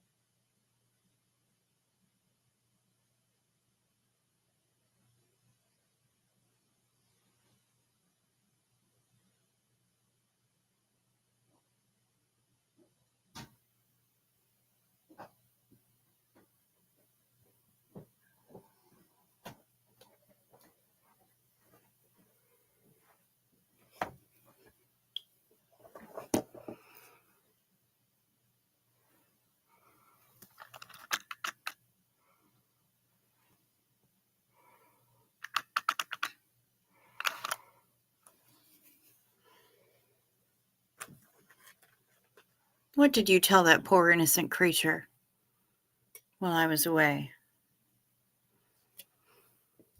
Now I gotta scroll up. Ella is slightly disturbing, just all in herself. Rodney Carrington, don't look now. Mama's got her boobs out. No, there's a guy named Tom Cardy, who's an Australian. He has a song called Have You Checked Your Butthole? That song makes me laugh like a motherfucker. Absolutely slays me every single time. Tom Cardy. I think you can find it if you look on YouTube for Have You Checked Your Beehole? God, that song makes me laugh. And again, I have the sense of humor of a 12-year-old. But it's just, God, it makes me laugh. I strongly recommend it. Heifers Hoo Ha's is a good band name. Yes, it is. My friend and I, my very, very best friend, the person with whom Elvira lives, I'm just going to leave Heifers Hoo Ha's right there. Heifers Hooters right there on the screen. We all went out to sing karaoke one night, and somebody came up to us in the smoking area afterwards. They're like, "Oh my God, are you guys in a band?" My best friend's like, "Yep." "What is your band called?" You guys think I was deadpan? She just looked at this woman with an absolutely straight face and said, "Georgia O'Keeffe."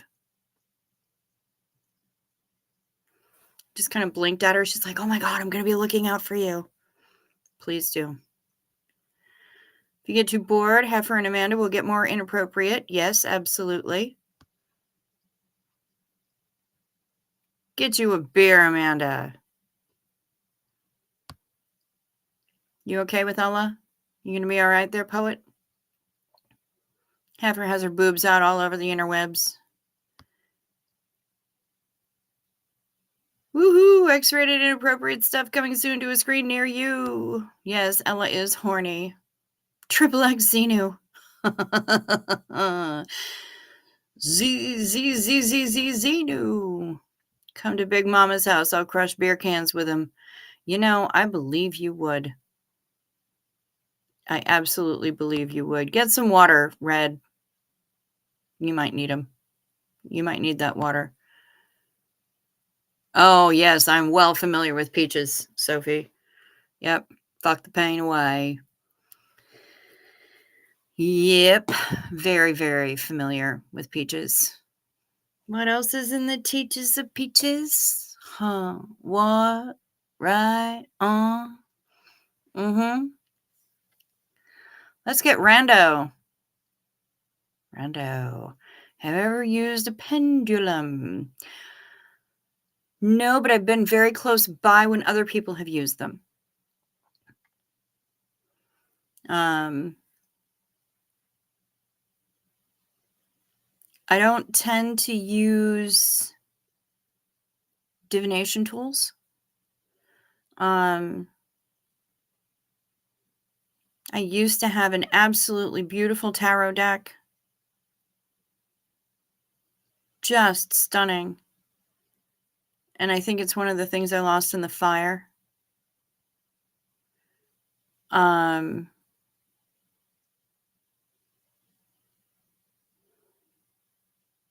haven't had a deck since then. Welcome back, Red. Got your water?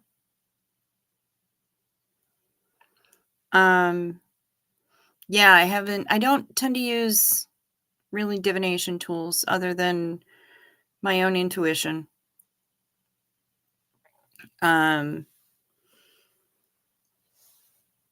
But speaking of divination, my my stepdad can do a bit of water witchery. He can use a divining rod quite well. And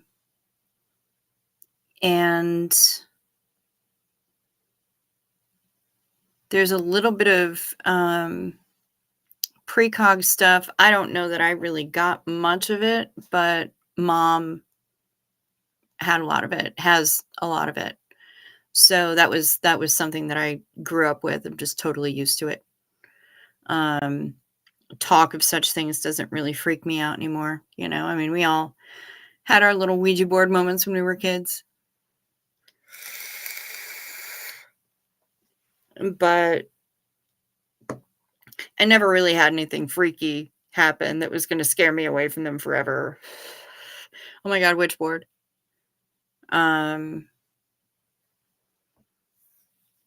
Oh, inappropriate adjacent Amanda has a crazy tarot story. I'd be interested in hearing about that. You can bring that on. I found out that there was a Hello Kitty tarot. That makes me insanely happy. I just love that that exists. I don't even need to own it. I just love that it exists. Somebody got me a Hello Kitty vibrator for Christmas one year because that's also a thing that exists. I was quite pleased. I was beside myself with joy. Oh, I cackled when I opened that. Inappropriate adjacent Sophie.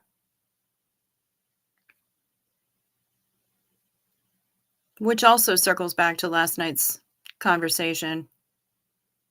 Just to get that, you know, those last 2 drops. Shake them. To impress a chick, helicopter dick. The inappropriate is contagious. It really is. Like, and there's a lot of inappropriateness here, and I don't even have to hide it because, I mean, guys, it says it right there. Right there in my username. Smut. So, you know, I can't really sweat it too hard. Bring on all of the inappropriate adjacent people. Do your thing.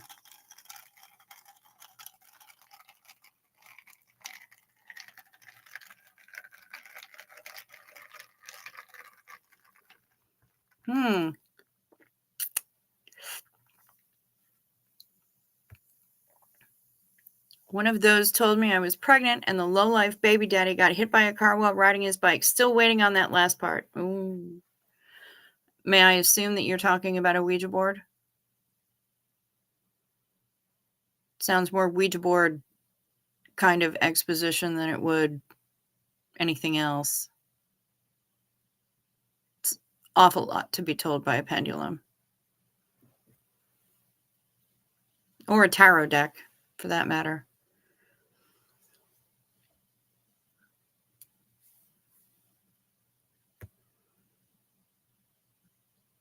Friend of Brian's had the Crowley tarot deck. Said a lot of crazy shit happened around her when she had it. She threw it in the Arkansas River and the weird stopped. Fair. Fair. Yeah, I wouldn't want the Crowley deck. The rider weight is about as standard as I'll get with that one. Oh boy, here we go. Here we go with Amanda's story. It was your birthday, West Village, New York City. Yes, good place to have a birthday. Fuck yeah. Flatmate, brother, mother, and I had our cards read for fun. Of course, like you do. Yep, Ouija board, Hef says. Okay, had your cards read for fun in the West Village. While we're waiting for the second part of the story. Sophie grew up around a lot of the Maori and Pacific Islanders, and they view spirits as very real. So you have a different view of the spirit world as something that exists. Sure, of course. That absolutely makes sense. That absolutely makes sense.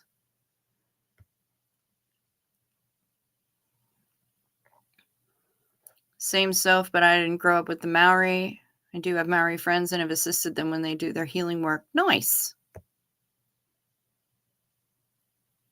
You've seen things your whole life, from auras to ghosts and spirits. Yeah, my mom has seen a lot of, or more importantly, she has seen them, but she's also felt a lot of spirits that were around. There's a house that's on display as a historical house in the town across the lake from us.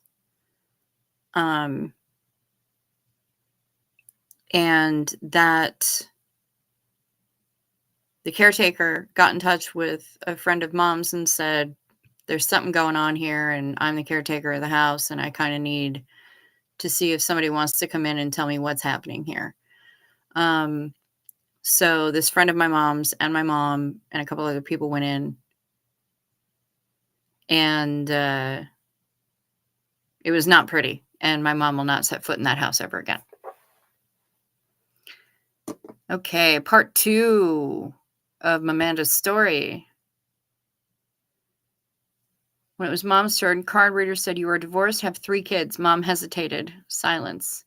What the fuck, Mom? Tell her she's wrong. You've got 2 kids. Oh.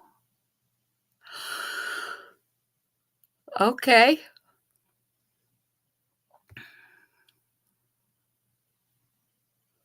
You could feel the American Indian spirits in the land when you were here. Yep. Yep. And especially up here in northern Minnesota. Oof.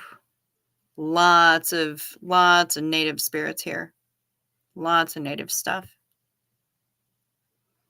He had a 5-year relationship with a green witch. Cool. Seen shit, heard shit, felt shit, dreamt shit that comes real life. You're a nutter that way. Hey, I ain't mad at you. We,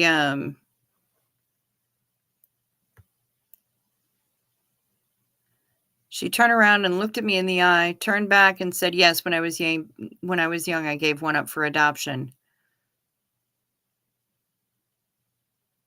Okay. See? Creepy. Yep. That is an interesting way to find out about a long-lost sibling. No shit. Red's a medical empathic, cannot be in hospitals. Yeah, kind of don't blame you. Kind of don't blame you for that. Not in the least. No, mom always had, like, we knew if she didn't feel comfortable, like really didn't, it wasn't just, you kids have a school night, whatever. If she really didn't feel comfortable about something, she would state it in a completely different way that wasn't just an, oh, Mom kind of way. And we always paid attention, because whenever something happened and she said something bad is going to happen here, it would happen. So, when I called her up and said, hey, a whole bunch of us are going to head down to Minneapolis, meet up with some friends down there, go to Perkins, which is like a Denny's. If you don't have Perkins where you live, it's very similar to Denny's. It's like an all-night, not quite as good as a diner, but it's an all-night restaurant where you can get, pretty much the entire menu, day or night, and a lot of coffee. And if you're lucky, disco fries. Not as good as a diner, though. And most of the time would be okay. It would be, stop in Hinckley on your way back and bring me a caramel roll or something. Okay, no problem. But there were a couple of times where she'd say, mm-mm. No, I don't like it. I feel itchy about it. I'd rather you didn't. Okay, mom's got an itch about it. And all of my friends knew. They're like, oh, shit. Sharon's got an itch about it. We ain't going. Because I don't need to tempt fate. There's no need to ask for trouble. So, disco fries. Disco fries are French fries, otherwise known as chips in some places.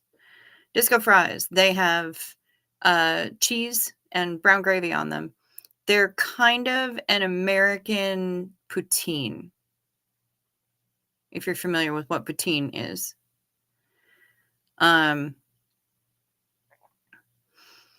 Yeah. So they're French fries and they're smothered in cheese and gravy. Usually, if I remember my East Coast correctly, mozzarella. Here in Minnesota, you could use mozzarella, you could use cheddar, if you really wanted to, you could use fucking American, or you could use a beer cheese sauce and brown gravy. Plus special seasonings. It was usually like something that the chef put together and was like a Lowry seasoning salt based. Wait, shit just got better. 4, I was a bit freaked, but 2 months later, mom rang me up and said that the baby contacted her and wanted to meet us. She was born in England. We were in US.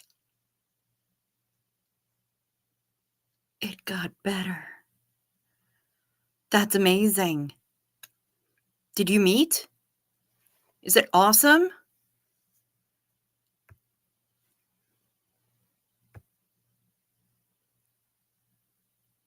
Really try to tune it out as much as possible. I don't want to be a psychic or some fucking witch doctor. Well, you may not be able to help being a psychic, but you can control whether or not people are going to call you a witch doctor simply by your actions. A caramel roll is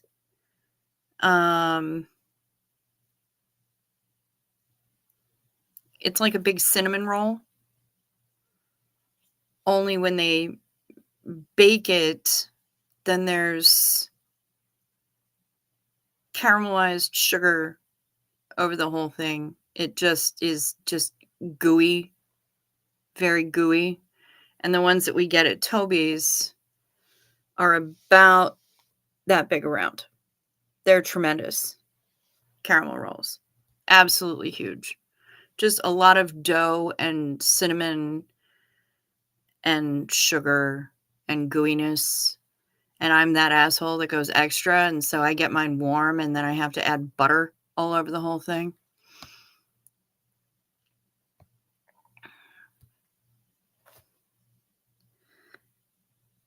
Have had this one guy ghost that died in the house I was in, and he would change channels all the time when I tried to watch porn. I would yell at him to turn it back. He would. Well, good for him. I'm glad that he was cooperative. That's nice when you can find a working relationship with the spirits that live in your house. Ours just tend to open the chest freezer in the downstairs, just, because they can, for no apparent reason. And we go in there and we see the chest freezer wide open when nobody's been in that room for days. She's turned the TV on and off a few times. Personally, I think she's just stunned by the level of current technology. And she was trying, I think, to amuse my nephew when he was an infant and scared the ever living out of him instead. And so he started crying, and we had to tell her, Sadie, stop scaring the baby. But yeah, we have at least one in this house, if not two. That is pretty cool, Amanda. It was a blind adoption. Mom couldn't find her if she wanted to, but the child could. Okay. That's freaking rad. Okay, they sound yummy. They are. They are. They're an absolute carbohydrate festival, but they're fucking delicious. His name was George. Died under the stairs as an old man. Oh no, he was the people under the stairs? Burn in hell.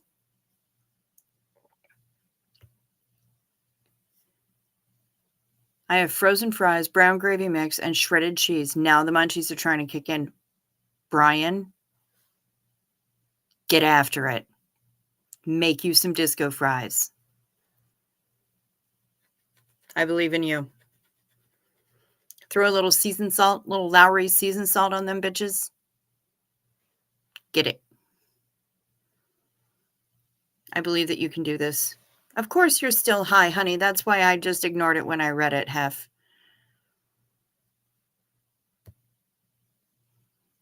You've got the munchies now, too.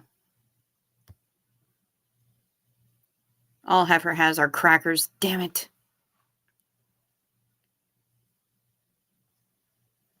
Love it. Wants a caramel roll. Caramel rolls are amazing. I'm getting to it, Amanda.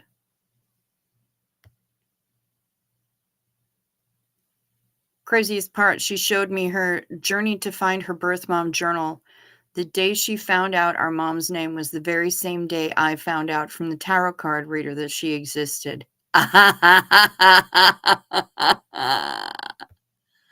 That's fantastic.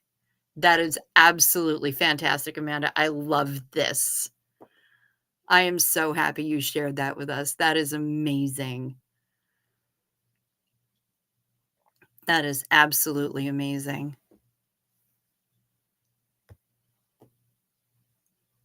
Hef, your mom smacked you a few days after she died, like a hey, snap out of it kind of slap? Okay. My mom was cleaning the closet in her room a few months after my sister passed last year. And she picked up some stuff and she gave him a sniff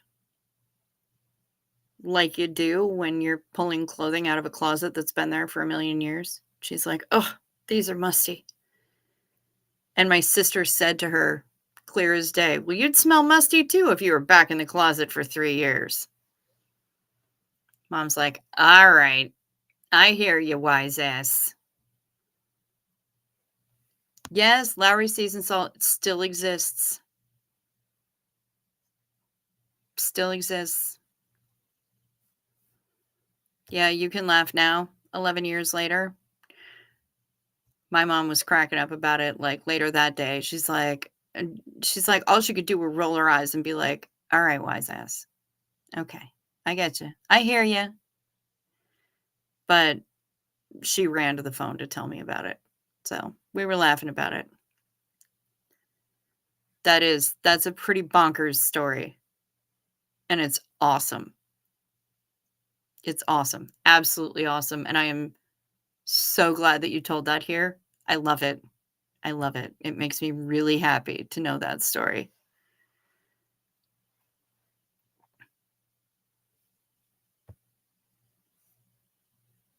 Just put the fries in the air fryer, you guys. Let's go to Brian's. Brian's going to have disco fries.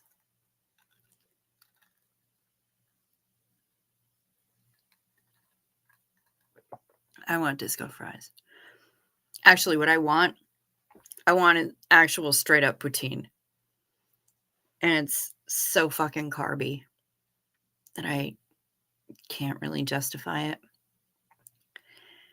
And there's only one place in town that I know that I can get reliable poutine. So No poutine for me. Instead, I'm just gonna have to settle for what my usual late night snack is, which these days I made a bunch of crabapple jelly from the crabapples that fell from the tree in our yard this year. I made a shitload of crabapple jelly. And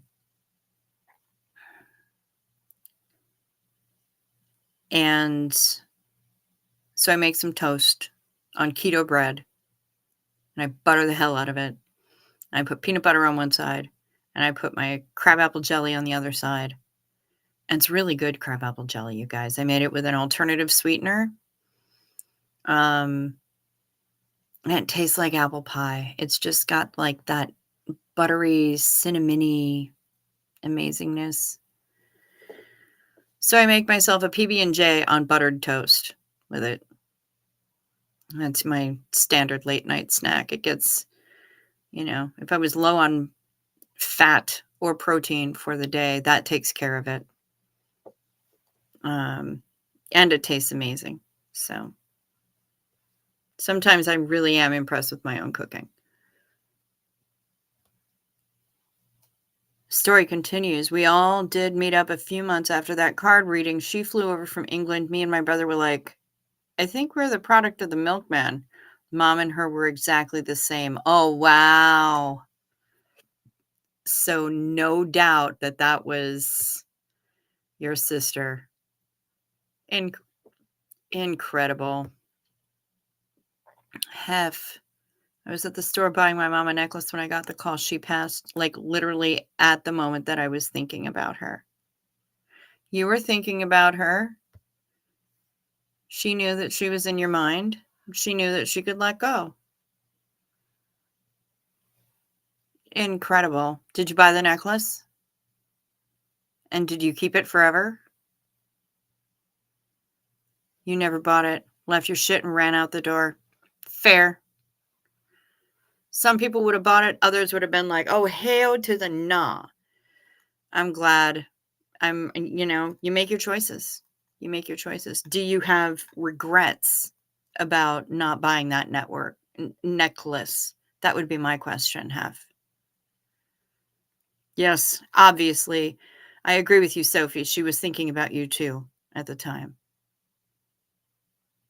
Ever walk into that jewelry store ever again? Of course you were in shock. Who wouldn't be in shock?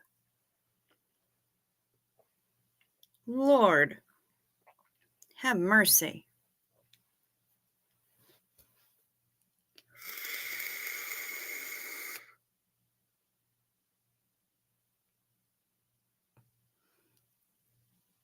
No, she wore your necklace at the funeral. That's the whole reason you were going to buy her one. She loved yours. Oh, fuck.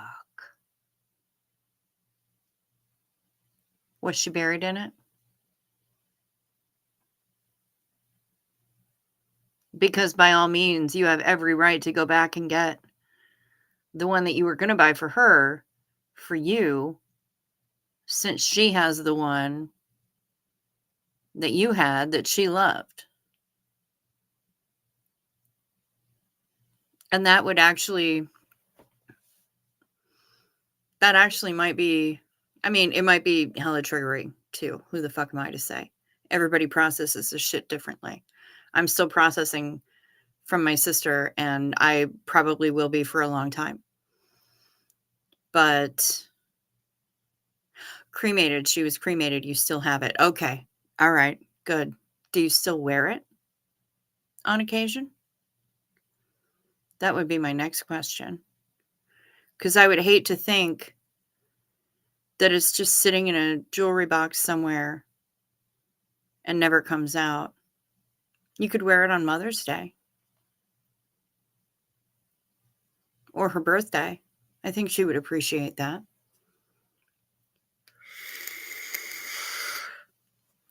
She's on the table 10 feet away, rolling her eyes at me.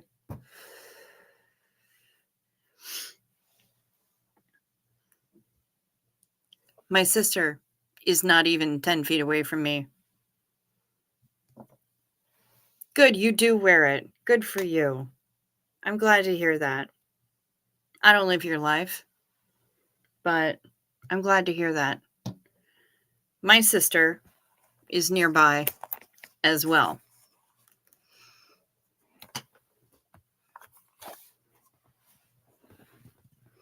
My sister is in there. That's her urn. She was a Hoovian for ages.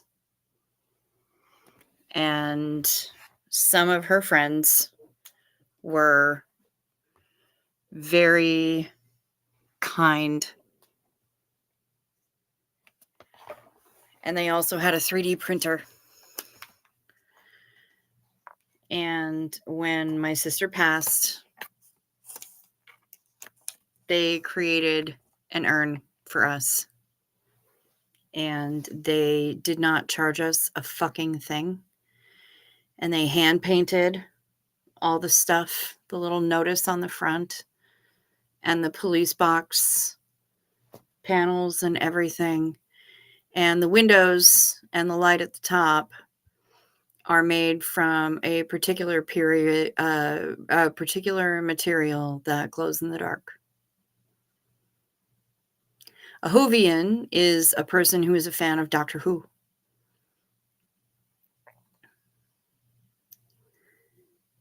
And so she was a massive fan of Doctor Who. And so we figured that this was the most appropriate thing that we could do for her. Your oldest brother died 3.5 years ago. You're still processing it. You have some of his ashes about 10 feet away from you. My sister died in March of last year. And I know that I'm going to be doing processing for quite some time. A number of people have asked me to write a book about it. I've already got the title. I'm not a poet. And I'm not a novelist. I'm a memoirist. So I take the stories that I experience and I put them into words. So I really do need to get on it. So much has happened since then, and so much happened right before then that, yeah. So I'm with you. I'm with you, Brian. It's a journey for sure. Definitely a journey. I did take some of my sister's ashes. She was obsessed with those little plastic lemons that are full of lemon juice, little squeezy lemons. Obsessed with them. She would order them by the case. And sometimes she'd just squirt the lemon juice directly in her mouth. I have no idea how she had any enamel left on her teeth at all. She would squirt it in her water. She was all about lemon juice. And when I approached the funeral director about it, I said, listen, I need to have some kind of a travel vessel because she loved to cruise. And I told her that I would take her with me. And one of the next sailings I'm going on is to one of her favorite places in the Caribbean. And I would like to leave some of her ashes there. I need a travel vessel. Would this do? And I gave him one of the plastic squeezy lemons. He's like, oh my God, this is amazing. It's perfect. Wash it out, rinse it out, make sure it's dry. And he gave me all sorts of tips on how to transfer the ashes from one to the other without excess spillage. And we did it. And then I put a couple of googly eyes on it and I brought her with me. She went on like 3 different cruises last summer with me. And I got to leave some of her ashes in Saint Martin on the French side, which she loved.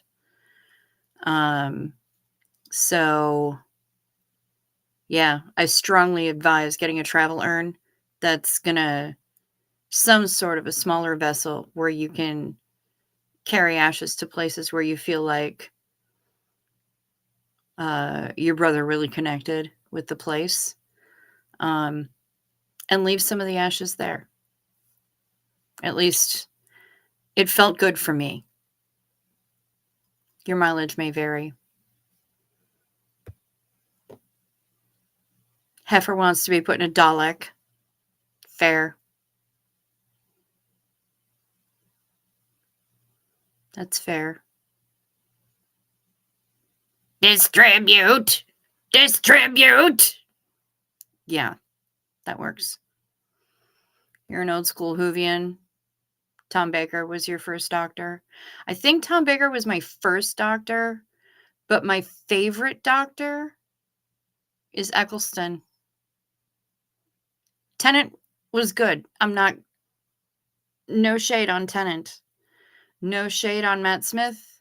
No shade on, Capaldi or the name of the lady who's doing it now. No shade to any of them.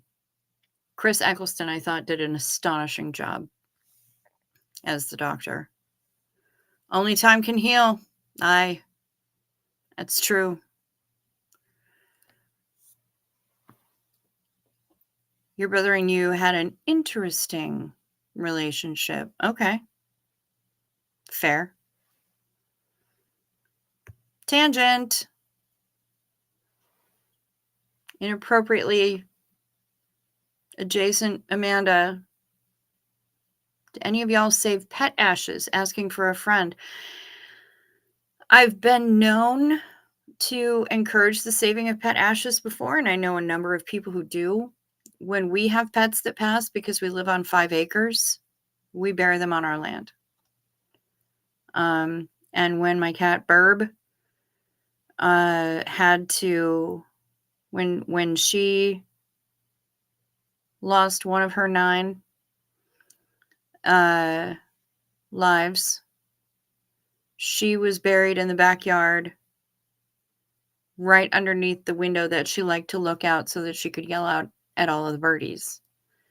And a random alien-looking plant grew about a foot away from where she was buried there. So, go figure.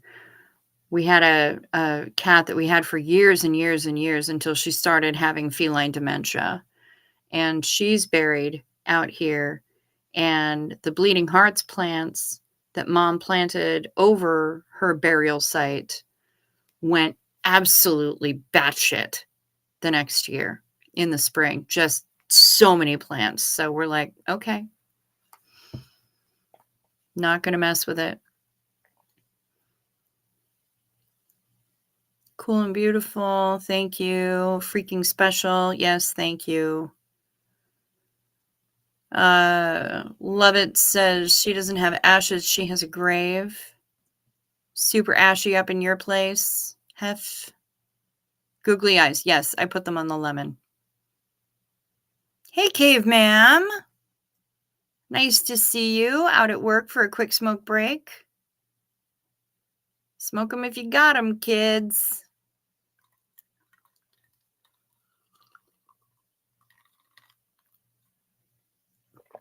Okay.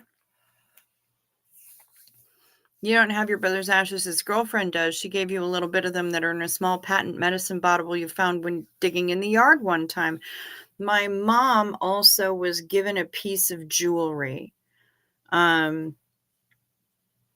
That's, just like maybe this big. And you put just a tiny little bit of the ashes, but then it's a pendant. It hangs on a necklace, and then you can have those ashes with you all the time. So that is also another option should you choose to go that route, or you can just keep them in the patent medicine bottle. No reason for that. And you can have conversations with them. Cave Ma'am says, when my last dog went to college, I got him cremated. Only pet I've done so far. I tend to move a lot and couldn't bear the idea in some future stranger's yard. Okay. Sure. Absolutely. Absolutely. That makes sense.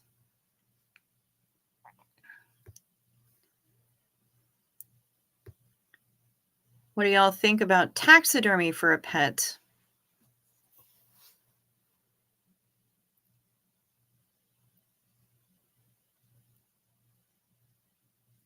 I'm really not sure. I mean, once they're done walking around in their little meat car, um, if you have somebody who can do it well, then you've got, like, one of the best doorstops for life, right? Or you could pose it and put little clothes on it and give it a sword. I mean, there's a lot of things that you could do. Um, but I guess it depends on the level of propriety of most of the people who visit you. I think that's really what it comes down to. I don't have feelings one way or another about it.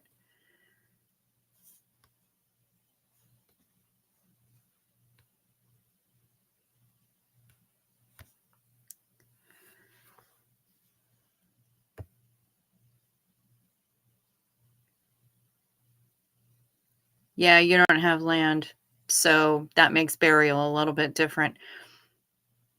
I don't have any problems with cremation. I mean, clearly I'm hanging out doing lives in the room with my sister, so, we all good. Could not do taxidermy. Okay. And we all have our limits. That's cool.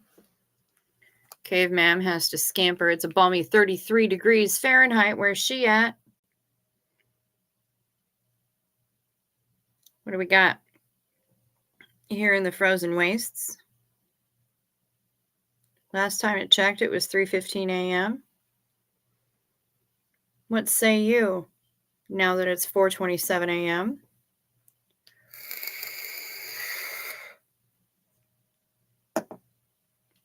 Come on, weather, get your shit together. 20. A balmy 20 degrees Fahrenheit. Oops, boss is coming. See y'all later. Love ya. Sorry. Sorry, caveman. You could keep animal ashes. Talk to the vet about it. They'll know. Oh, never mind. False alarm. Don't you love it when they do that? They do that shit to psych you out. Yeah, it's 20 degrees here, caveman. So, I hear ya.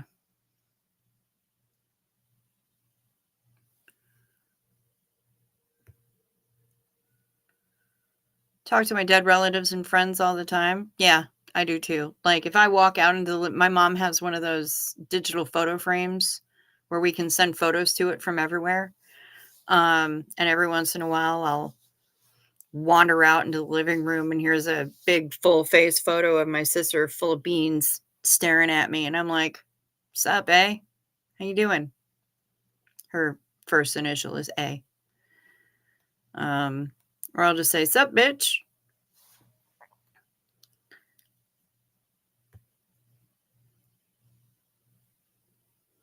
No thank you on the meat suit. Meat suit. Yeah, I just kind of figured that this is, what we're driving around is just basically our meat car.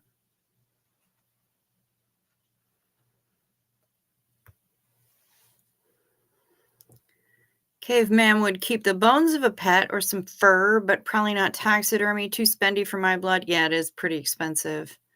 Also, I'd rather remember them alive, I think. Yeah, and I will say that it would kind of freak me out in the middle of the night if I came around the corner and I saw them standing there, and I would want to pick them up and snuggle with them, and I would want to, um, roll toys at them and shit, and then I would be crashing back into grief because they weren't playing, and then I would be reminded all over again that they're not with us anymore. That would make me sad.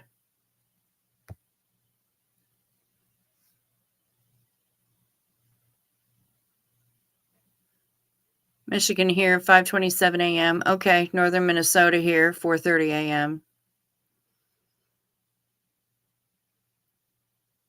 Yeah, I don't know if I could handle it either.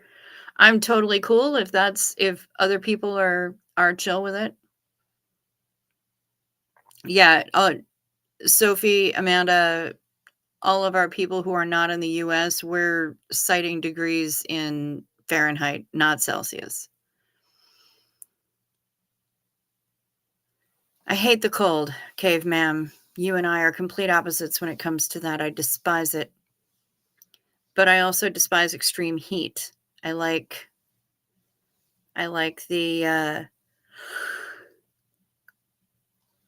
oh, that was a yawn. I like the medium range of fall where the days are warm and you get a night that's crisp enough where you still want to have that fire, that little campfire, but all you need is a hoodie. You don't necessarily need mittens and a hat and everything else. Oh, you're having a blonde moment, Soph. Cricket is my name. Cricket is the name that I have. My father wanted me to be called Becky Sue. Do I look like a Becky Sue? I'm not a Becky Sue. But I have many names now because Rebecca Susan wound up as my middle names. So yep, that's the name. Okay, for real, bye now. Bye now, caveman. Bye-bye.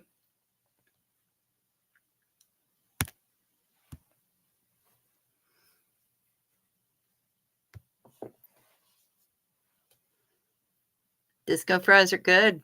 The verdict is in from Brian Lucas. Aren't they fucking good? Nice. You did that quick, too. Mad props. Quite pleased. Enjoy those disco fries. Have some of that ooey, gravy, cheesy goodness for me. Disco fries, as previously discussed, are French fries with cheese and brown gravy. Generally, the cheese, if you're on the East Coast in particular, if you're in a Jersey diner and you want disco fries, that cheese is going to be mozzarella. Up here in the North, it's generally not mozzarella, but they'll use brown gravy and cheese curds, which are also just astonishing. And I cannot even tell you. I can't properly describe cheese curds. You're just going to have to look them up on your own, but they're amazing. Some people call them squeaky cheese because they squeak when you bite into them, but they're cheese and they're wonderful. And you put them on French fries with brown gravy, and it is an absolute carb bonanza, and they are delicious. You get confused with our measurements. It's okay. It's okay, sweetheart. We do too.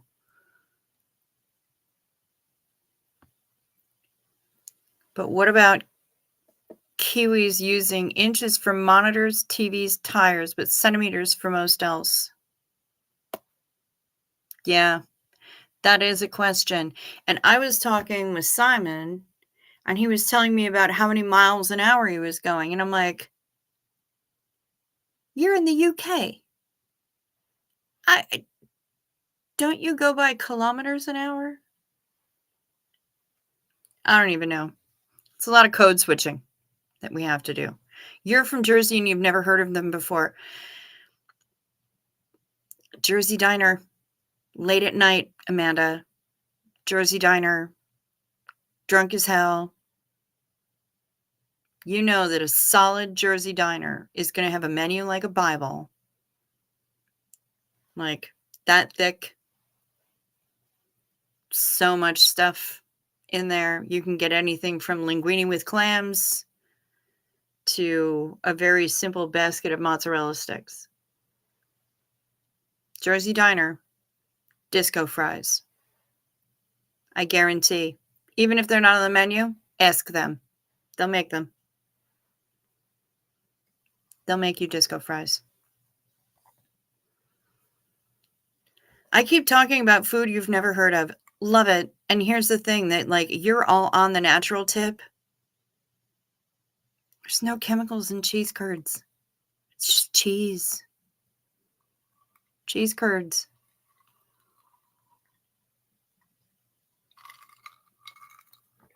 Cheese curds are amazing. All by themselves, they're amazing.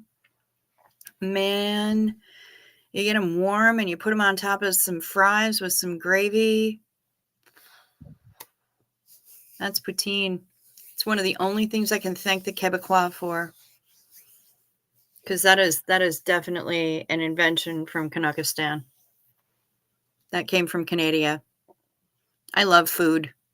So, love it. It's just going to happen that I'm just going to be talking about food that eventually somebody hasn't heard about. I love food. Food, food, food, food, food. Moved down south for college. Oh, because you were drinking age. And so you got that down south. You got that down south drunk food. What did you have for down south drunk food when you were in college? Love it. We need to know. This is important. This is important information. When you're in California and you're drunk as hell, you go to Jack in the Crack. I'm sorry, Jack in the Box. Or you go to Tommy's. That's drunk food in LA. Tommy's. Big sloppy chili cheeseburger. Fuck yes. But I want to know what y'all ate in the South when you were drunk as hell. I'm really fascinated by that because I've been drunk as hell in New Orleans and we just went to Rainbow Grill and got burgers. Late night after drinking was Krispy Kremes, but they went global. Yeah, that doesn't really count. Also, honestly, Krispy Kreme doesn't count unless they're hot. It just doesn't. I'm sorry. I gotta call an audible on that one. The only time that Krispy Kremes are acceptable is when they are fresh hot.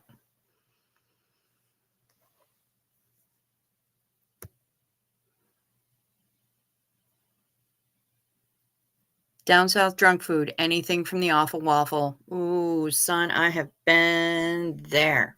I know me a little bit something about your Awful Waffle. Yes, indeed, I do. And it's reliable. Them shits is always open. And the people watching is absolutely stunning.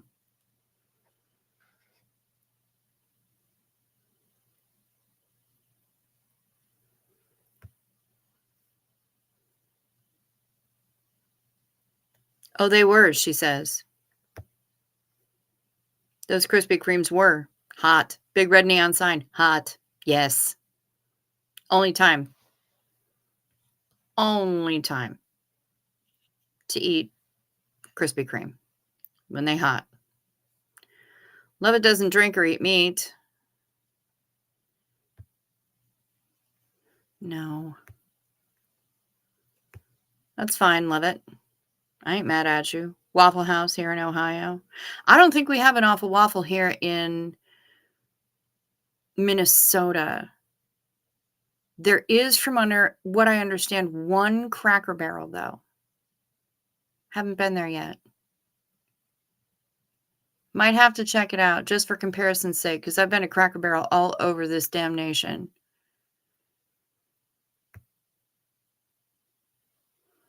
Don't eat meat, but I drink. Okay, that's fair. Alcohol has never liked me, comes right back up. Also fair. Hey, know your strengths.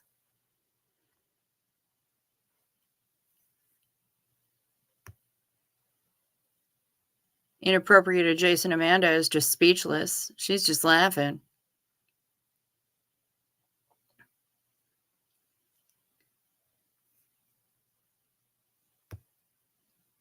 That's not what I meant to show.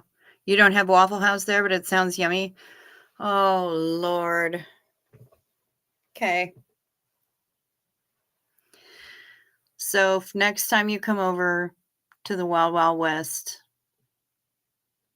we'll make sure that you get to the Awful Waffle. I can't guarantee yumminess, but I can definitely guarantee that you will see some sights.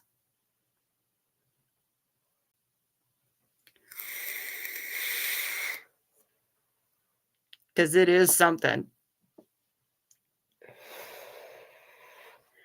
It is something. Oh, the awful waffle. We threw condoms at rowdy customers. Good for you. Good for you.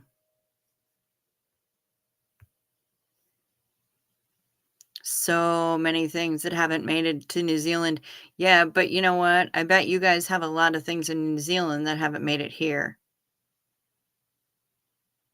And you've got heaps of sheep. Heapies of sheepies. Ireland has heapies of sheepies too. Everywhere I went in Ireland, just elbowing the big fluffy bastards out of the way.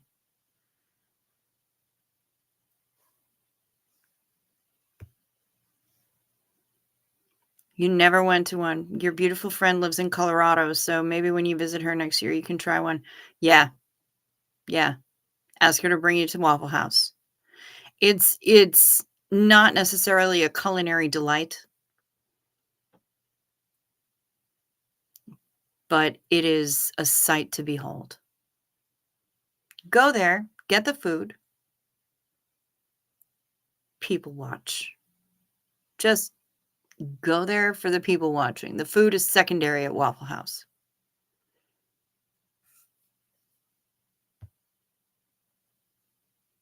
You have IHOP. Jealous. Envious. Envious of you with your IHOP in Ohio. I'm in northern Minnesota. Nearest IHOP, 3 hours away from me. Down in Minneapolis, St. Paul area. Bloomington, I believe. I know that there's one in Bloomington, right next to the Migraine of America. The Mall of America. The locals call it Hugedale.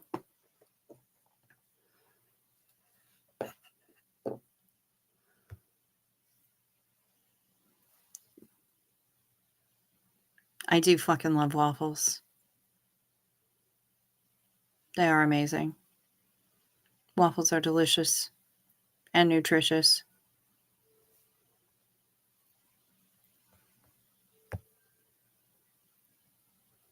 Heaps of Mexican food, but couldn't even read the menu. It was yummy. Yeah, but okay, you were in Colorado and she didn't take you to Casa Bonita?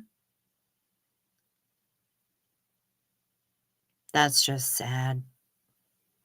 I mean, you probably had amazing food, but if you're in Colorado, go to fucking Casa Bonita.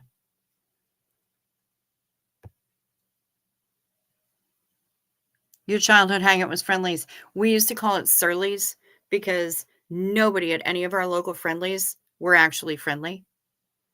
So we'd go there, we'd get the food, I'd have a burger, somebody'd get a sundae of some sort, and, we'd do the thing, and we were never rude toward anyone, but none of the wait staff wanted to follow that lead. So we called it Surly's.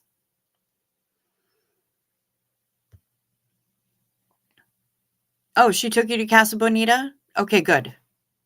Good. Casa Bonita is important. That is an important cultural institution in Colorado. So good. I'm glad you went.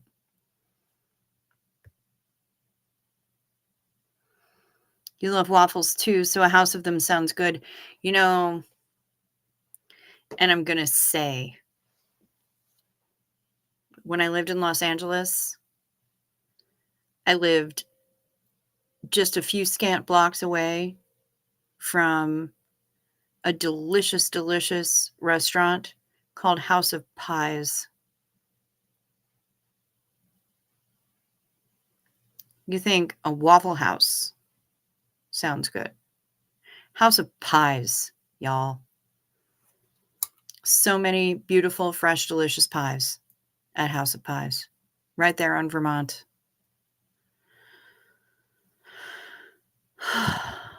So good. So delicious. Their strawberry pie, their fresh strawberry pie, and their fresh peach pie were both just breathtaking. Simple and breathtaking. So good. God damn, I miss House of Pies.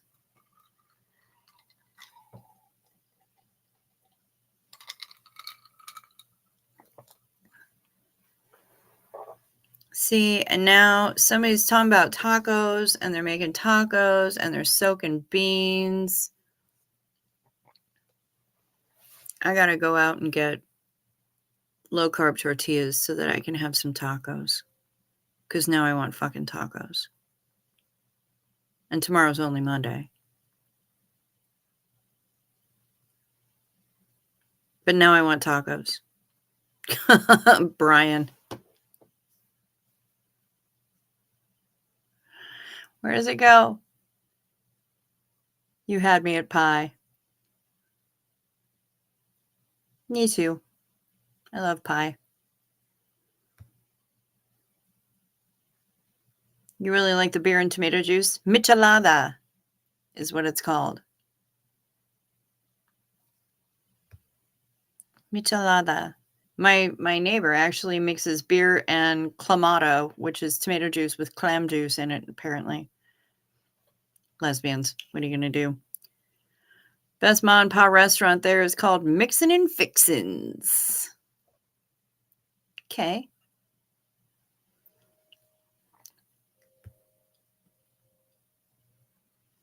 Try the Siete brand almond flour tortillas. Costco had them. Are they good? And what's the carb count? Do you know? There was another brand that I've been finding in the grocery stores that has actually really lovely big tortillas. And they're nice and soft. You said the flavor is great. Okay. Cool. Well, I have friends who have a Costco account. They'll let me use it. Mixin' and Fixins must be this place that has the best roasted chicken. Ooh, girl. Yeah, we got a place that does roasted chicken up here. It's called Sammy's Pizza. But I've never had bad food there. So good. So good. Toby likes tacos too. He just woke up and jumped up on me. Is Toby a cat? Or is Toby another 4-pound chihuahua?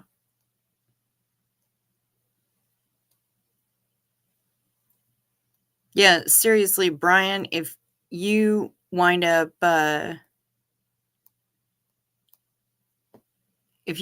taking this, doing like a book tour,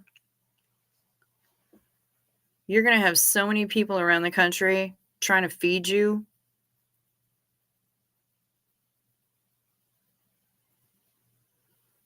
You're going to need a extra seat on the plane when you go home. Oh, it's a kitty. Hello, Toby. Psst, psst, psst, psst, psst, psst.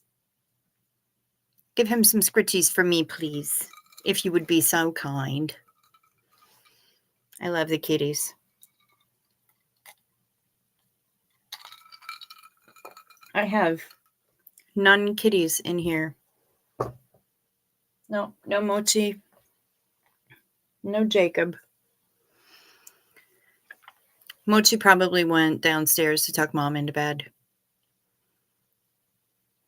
Jacob's probably crashed out on his little ottoman in the living room, waiting until I go to bed. He doesn't try to lead me to bed anymore the way that he does that. Oh, he yells at them to get them to go to bed. You don't have the resources to do a book tour. Yeah. I'm just saying, people would feed you. You got to get a publisher, like an actual publisher for that instead of self-publishing. Publishers handle that shit. That's all right. We're just the little people now, Brian. Someday It'll happen. You'll get a publisher. Then you'll do a book tour. Every time you roll into a city near one of us assholes, we gonna feed you.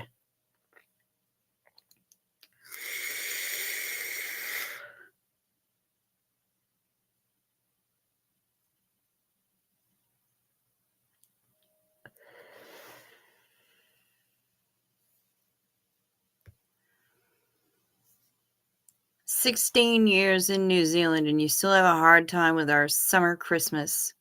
Yeah. Because I've taken sailings during the holidays, it now is not foreign to me or weird at all, and it's kind of delightful when I'm in, like, Curacao and we're walking along and they've got lights in the pine trees and there's Santa Clauses everywhere. It just I giggle. I giggle, perhaps inordinately, but I do giggle. You miss snow? Okay. Somebody has to. I don't, unless I try to shoot at it. I can't hit anything I shoot at. I'd be the best stormtrooper ever.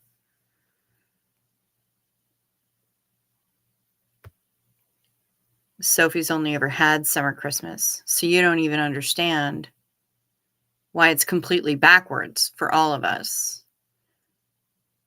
Because, like, there are songs written about it. I'm dreaming of a white Christmas.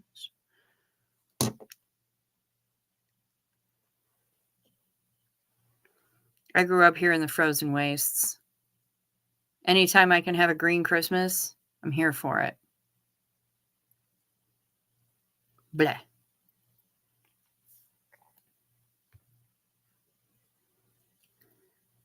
Hoping that if one of the exes likes my book, they might know someone who may be interested, but with all the drama lately, right now ain't the time to approach one of them about it. Yeah, I ain't approaching anybody about a damn thing except trying to find Doug.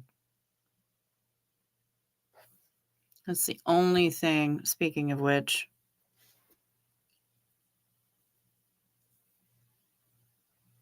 Oh, lady's back. Email Doug. Steve isn't going to do anything. We'll see what happens overnight and we'll talk tomorrow. Good night, all. So, everybody emailing Doug. Amy did. Martha did. They're all saying Steve isn't going to do anything. It's not Steve's job, y'all. Yeah, I just checked the chat. Thank you, my dear. I'm still not singing downtown for you.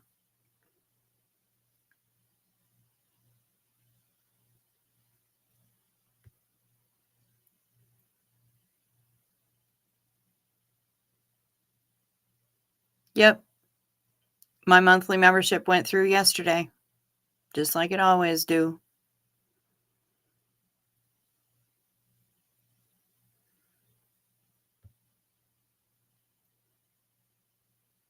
Yeah, you can say you hate the hate.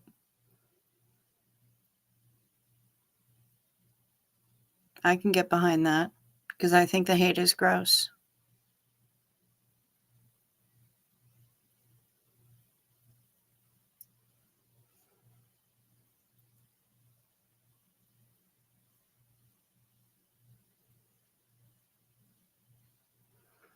I think there's no reason for Steve to take that on. If they're not BFFs and they've never been to each other's homes and they're not close like that, it's not Steve's responsibility. And Steve has significantly bigger fish to fry. So there's no reason that they should be getting up Steve's ass about it. Only person who needs to be getting up Steve's ass is his husband. And that's only, with consent. So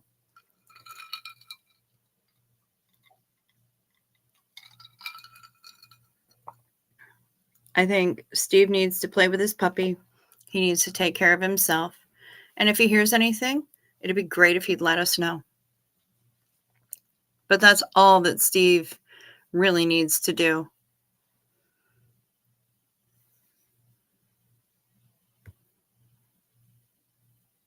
I know them hoes be crazy, but Steve was a little aggressive in the chat. I can understand why, because he thought he was mental, but it made it worse. That's very possible. When you come into a situation and you get a little high-handed, then everyone else, all the rest of the monkeys are gonna take flight. So, I get it.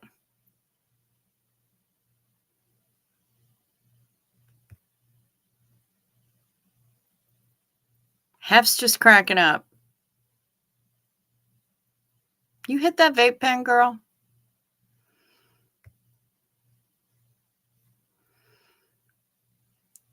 No, I don't think he's responsible, but he did make a video about it, so they just need to drop it. He's explained himself. Yes, he has. Yes, Steve Mango. He's made a couple of videos about it. He made the first one Tuesday when Doug had barely been radio silent for 12 hours. And then he made another one yesterday. And a community post today. And he's explained himself fully. He's totally explained himself. And the fact that everybody's like, well, he called himself a friend, some fucking friend he is. Listen, I'm not going to go to a gated apartment complex and start knocking on random doors either. I'm just not. Even if that person is my friend, I'm going to go to the apartment complex and I'm going to try to find the apartment manager. That's what I'm going to do. And I'm not going to tag along.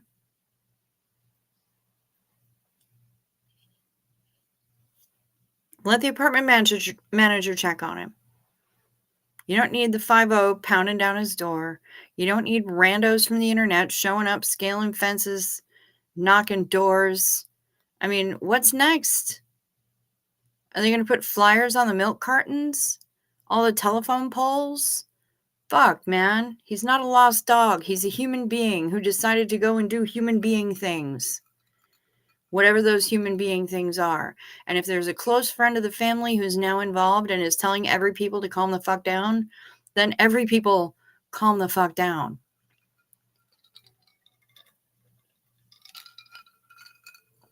There's a brand of shirts. Yet they have no right to judge everyone's level of concern for dogness. Precisely. Precisely. 100%.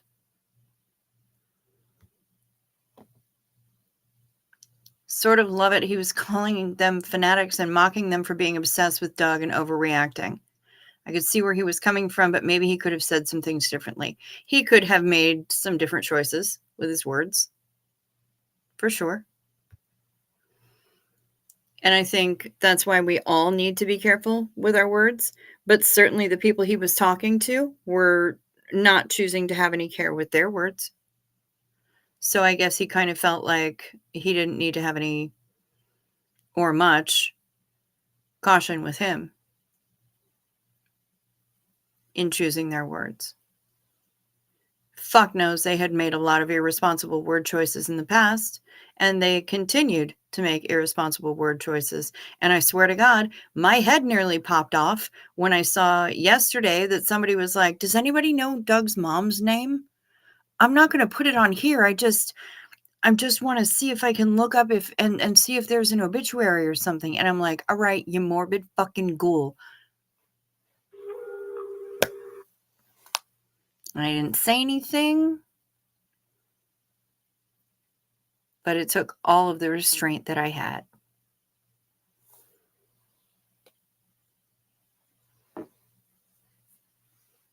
Nobody seemed to back that person up, which made me feel a little bit better.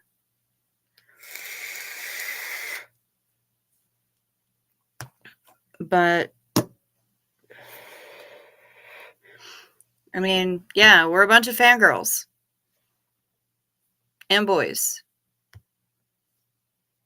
We are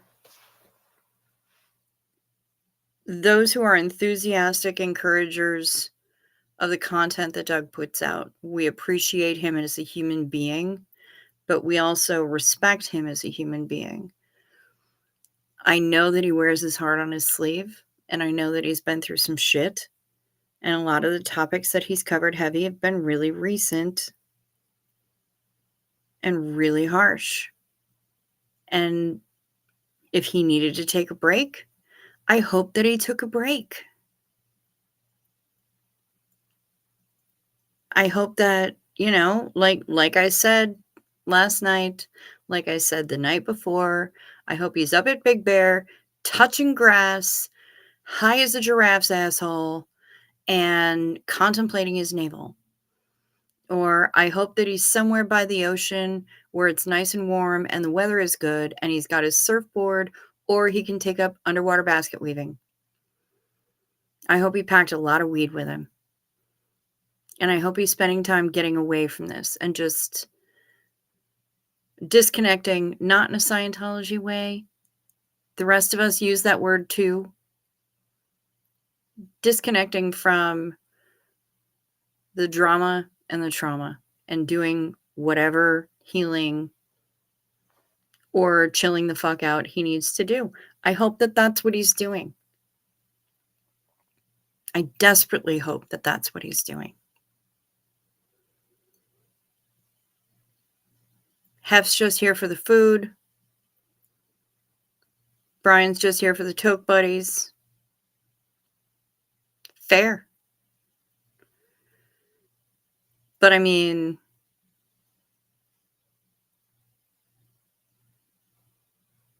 I don't know. I think that if any of us were smart, we would be putting together an If I Go Missing folder and put that folder, one in the house and one with somebody that we trust. If I go missing, here's where to check first. Here's a spare key. Here's some passwords. Here's whatever. Give you places to look. I don't know. I just think it's a smart little thing to do. And because it's so fucking smart, I actually haven't done it for myself. And I probably should, because my folks aren't getting any younger and neither am I.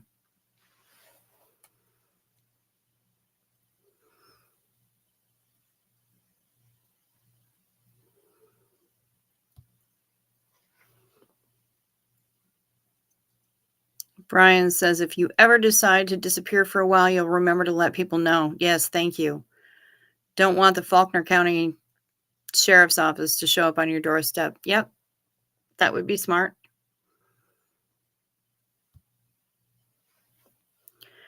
And it's not like his responsibility, or I would expect him or someone like him to have experience or know what the perfect thing to say is. He was just a guy that folks thought he knew. You're talking about Steve Mango. And of course, and he's not going to know. He's not going to have all the answers. The man has so much else on his plate. Even if he wasn't going to college to learn how to be a nurse, even if he didn't just get a new puppy, he also happens to have a chronic disease with tumors all over the inside of him. So when he breathes too much, it hurts.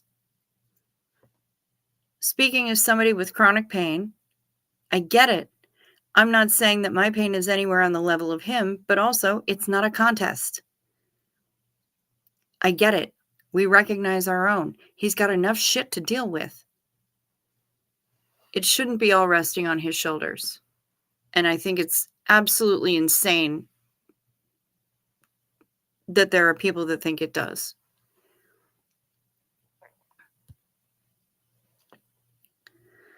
When they kept saying, we love Doug over and over, and Steve was like, yeah, I know you all get your rocks off for Doug. And then they got offended by it. And I'm like, bitches, please. Stop. Inappropriate adjacent Amanda is here for all the nipple talk, which is fair. Yeah, Brian, I know that you get a little uncomf when Reese starts going on about Shark Week or Cooters or anything else. We were talking about nipples, but not normal nipples. Well, except for Hef. Butterfly nipples in particular, and snail nipples. So, just amusing enough nipple talk that I think you might get a kick out of it, but, trigger warning.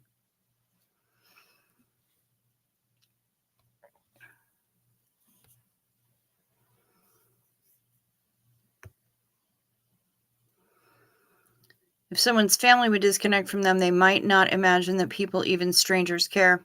And that's fair too. And who the fuck are they going to know to trust? How are they going to trust people?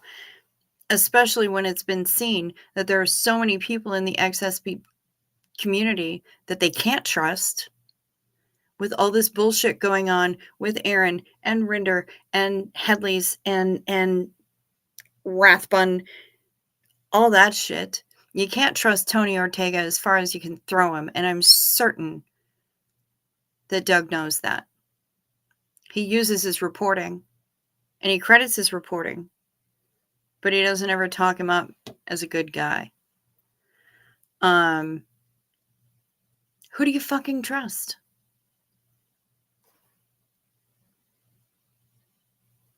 I don't blame him. Hef is mad. I'm pissed this new Spacewalker strain is not putting you to sleep like you hoped. Rude. Churlish and insubordinate. I'm sorry to hear it, Hef. I see you, philosophy. He said that he had to learn all of those things like love feelings. Yeah.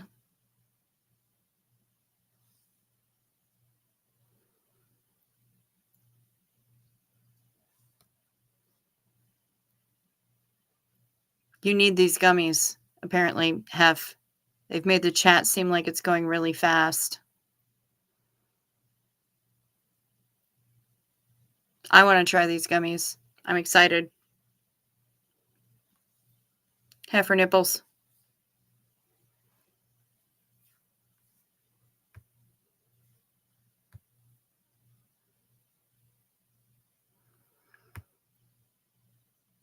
Corn-fed Midwestern heifer nipples that she will whip out in a bar at the slightest provocation. I agree with you. I agree with that sentiment wholeheartedly.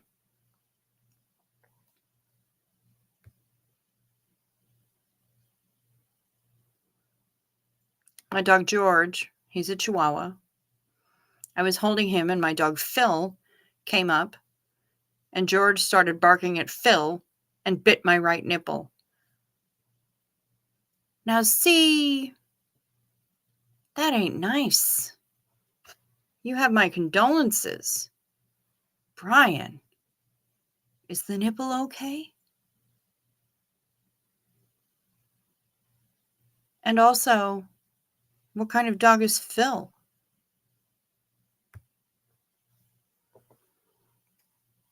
Heifer, trust no one but Xenu. And Sophie Xenu'd me, so hit it, kids.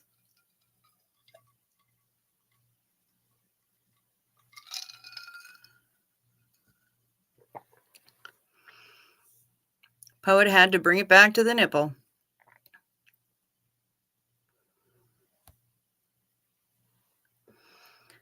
I can imagine it would be so hard to trust people or not think they want something from you. Shit, I feel like that with so many narcissistic people who just want shit from you. Absolutely. It's why when I first started communicating with Doug, I would just send things one way. I wanted nothing in return. I expected nothing in return. The fact that he would occasionally send me an email back, "Thanks for your kind words. Hey, friend, how you doing? Hope you're well." Just basic surface level stuff. Um, Eventually, we got to know each other a little bit better, and I also started spamming him with dog pics every time I went to go and hang out with Elvira. That helps. Um, but I wanted to make sure, like, I sent him photos of me, not anything dirty. Just, I know what you look like in the name of not wanting to be out exchange. Now you know what I look like. I felt like it was only fair. Um, and that was how I tried to conduct my communications with him in the spirit of fairness. Like, you've given so much of yourself to us. Here's some information about me. Or here's something funny that I saw that I thought you might like. Or look, dog. Or whatever. And I really tried to keep it on that level. Never really asking anything of him. Let him respond to what he wants to respond to. And we'll go from there. No pressure. You're funny. You're funny, Brian. He just nipped it. Pun intended. Very nice. And now she wants to know, does Xenu have nipples?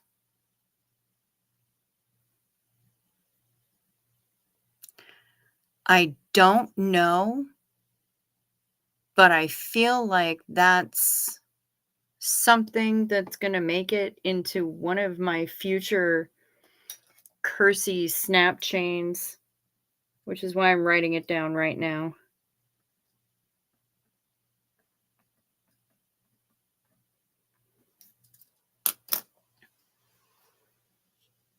You guys ever see the movie The Rock? Nick Cage and Sean Connery. They're trapped at Alcatraz. How in the name of Zeus's butthole? Well, now it's going to be how in the name of Xenu's nipples. Yeah, I'm going to have to use that as an exclamation at some point. And, maybe one person in my immediate surroundings is going to get it, but goddamn, that person's going to laugh. Phil is a 65-pound mutt. Very nice. I'm very fond of mutts. When's the last time you've seen a nipple, Brian? Probably the last time one of his almost got nibbled off.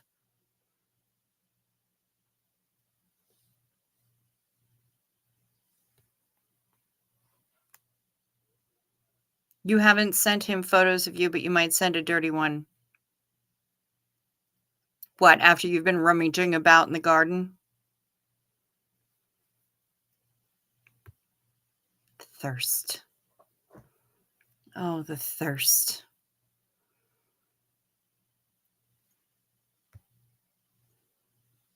That might do, my supermodel friend. I'm gonna be a supermodel. Everyone is gonna dress like me. Wait and see when I'm a supermodel. And my hair will shine like the sea.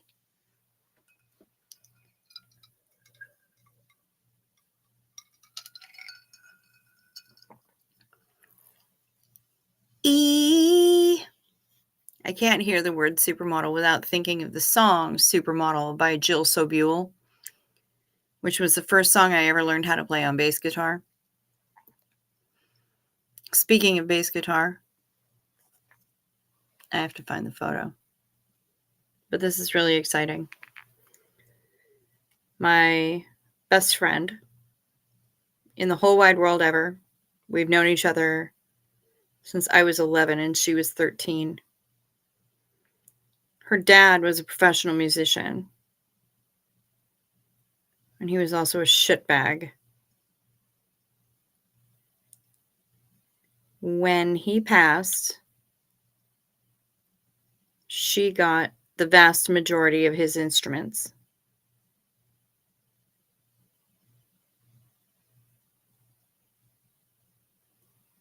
And for my 50th birthday this year,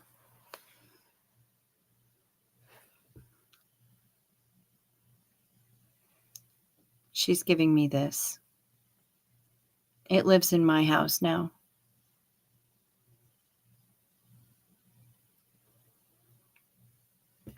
It's a beautiful 5-string Alvarez cherry red bass. Her name is Scarlett, and she's gorgeous. Now I have to learn how to play a 5-string bass when I could barely fumble my way around a 4-string bass. So that's a little intimidating. But it's here now, so I kind of gotta.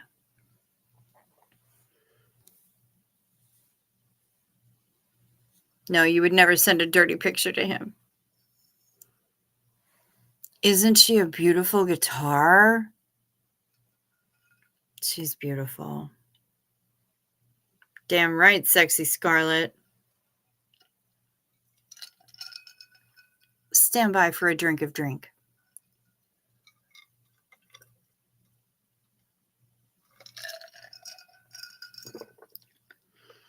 Problem is, with me and basses, it's going to take a lot of work because I have tiny little hands. And I don't have a really big wingspan. And basses tend to be some of the larger guitars. So I'm going to have to work at it. And also, I don't read music and I know fuck all about music theory. So it's going to be fun because, I mean, all I ever do is operate by ear. All of the singing I've ever done by ear. Love it. Siggy time, go get it. Go get that Siggy. Have one for me. Always slightly thirsty. You're like a man. Same. Except I know that I'm condemned to be the spinster for life. So, battery operated or ones that I can recharge now. They've got some cool ones that can recharge. And I just, I rock one of those. Battery operated boyfriend, because I don't have to make it pancakes in the morning.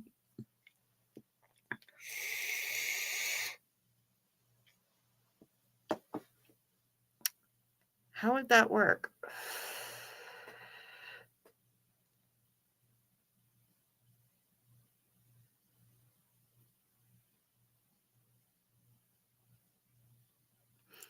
Because most of the time, I'm just thinking most songs in the world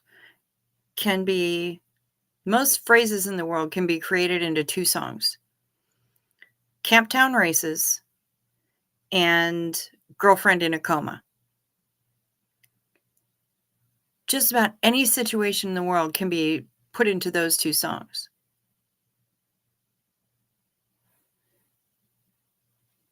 Battery operated boyfriend doesn't really work for Girlfriend in a Coma, but it might work for Camptown Races. Battery operated and boyfriend, doo-dah, doo-dah. I'd have to work on that. It doesn't work for Girlfriend in a Coma. A lot of things work for Girlfriend in a Coma, though. I mean, Badger in a Trilby. I know, it's serious. Either one of them, you can just, as you're going through your day, over the next day, see something, call it out, and then figure out which song it fits into. It's either Campground Races or Girlfriend in a Coma. You can make it work. I believe in you. It's what I do all the time. This is my life. This is what happens in my head when I am left without supervision, which is frequently. I just turn everything into songs. I don't quite have the dick swinging song that Reese has, but I think we've established that I'm no Reese. We're very different humans, although I think she's an absolute gem. And I would go have cheese enchiladas with her any single day of the world. And then we could go to Sephora because I need lip stains. But be that as it may, yeah, Camptown Races or Girlfriend in a Coma. I guarantee you, just about any situation in life is going to fit into one of those two songs. And then you can sing about it. And if you can sing about it, it gets so much easier to deal with. Douglas going missing, I know, it's serious.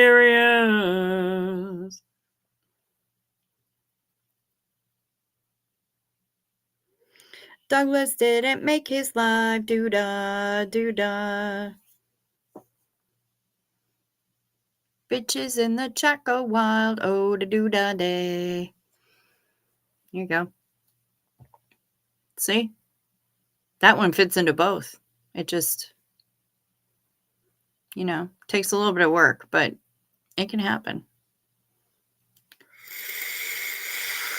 All right, y'all. Lord in heaven. Wasn't trying to go for a personal best, but it's been more than 3 hours now.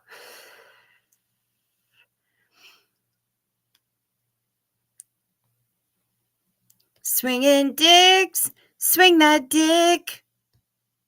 That's the dick swinging song. I know, you, Amanda Beaumont, with your eggplant.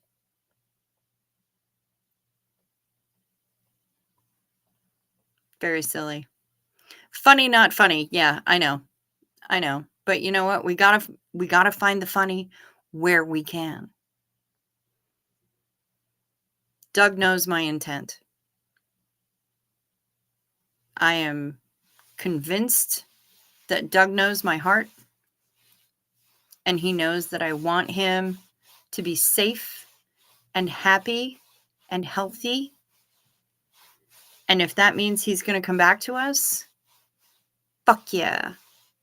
And if it means he's got to take a break, I accept that. I just want him to be a happy, healthy human.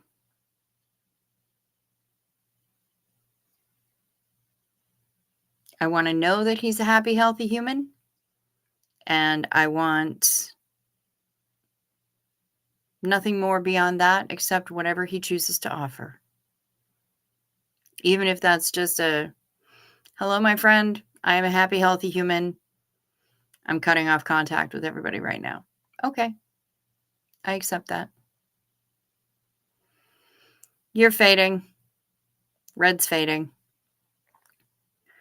I need to go nighty-night. Doctor appointment in the morning. Yes, all the positive thoughts. All the positive thoughts. Inappropriate, Jason, Amanda. Yeah, we're all fading right now. You guys are fading in the future because it's fucking Monday there. And we've been doing this for more than 3 hours now. We're at 3 hours 20. What the fuck, guys? We just babble. I need to go downstairs. I need to read a little bit more of my zombie book, and I need to PTFO, but I have to set an alarm before I do that so that I actually get up on time for this goddamn doctor's appointment. And I have to pee.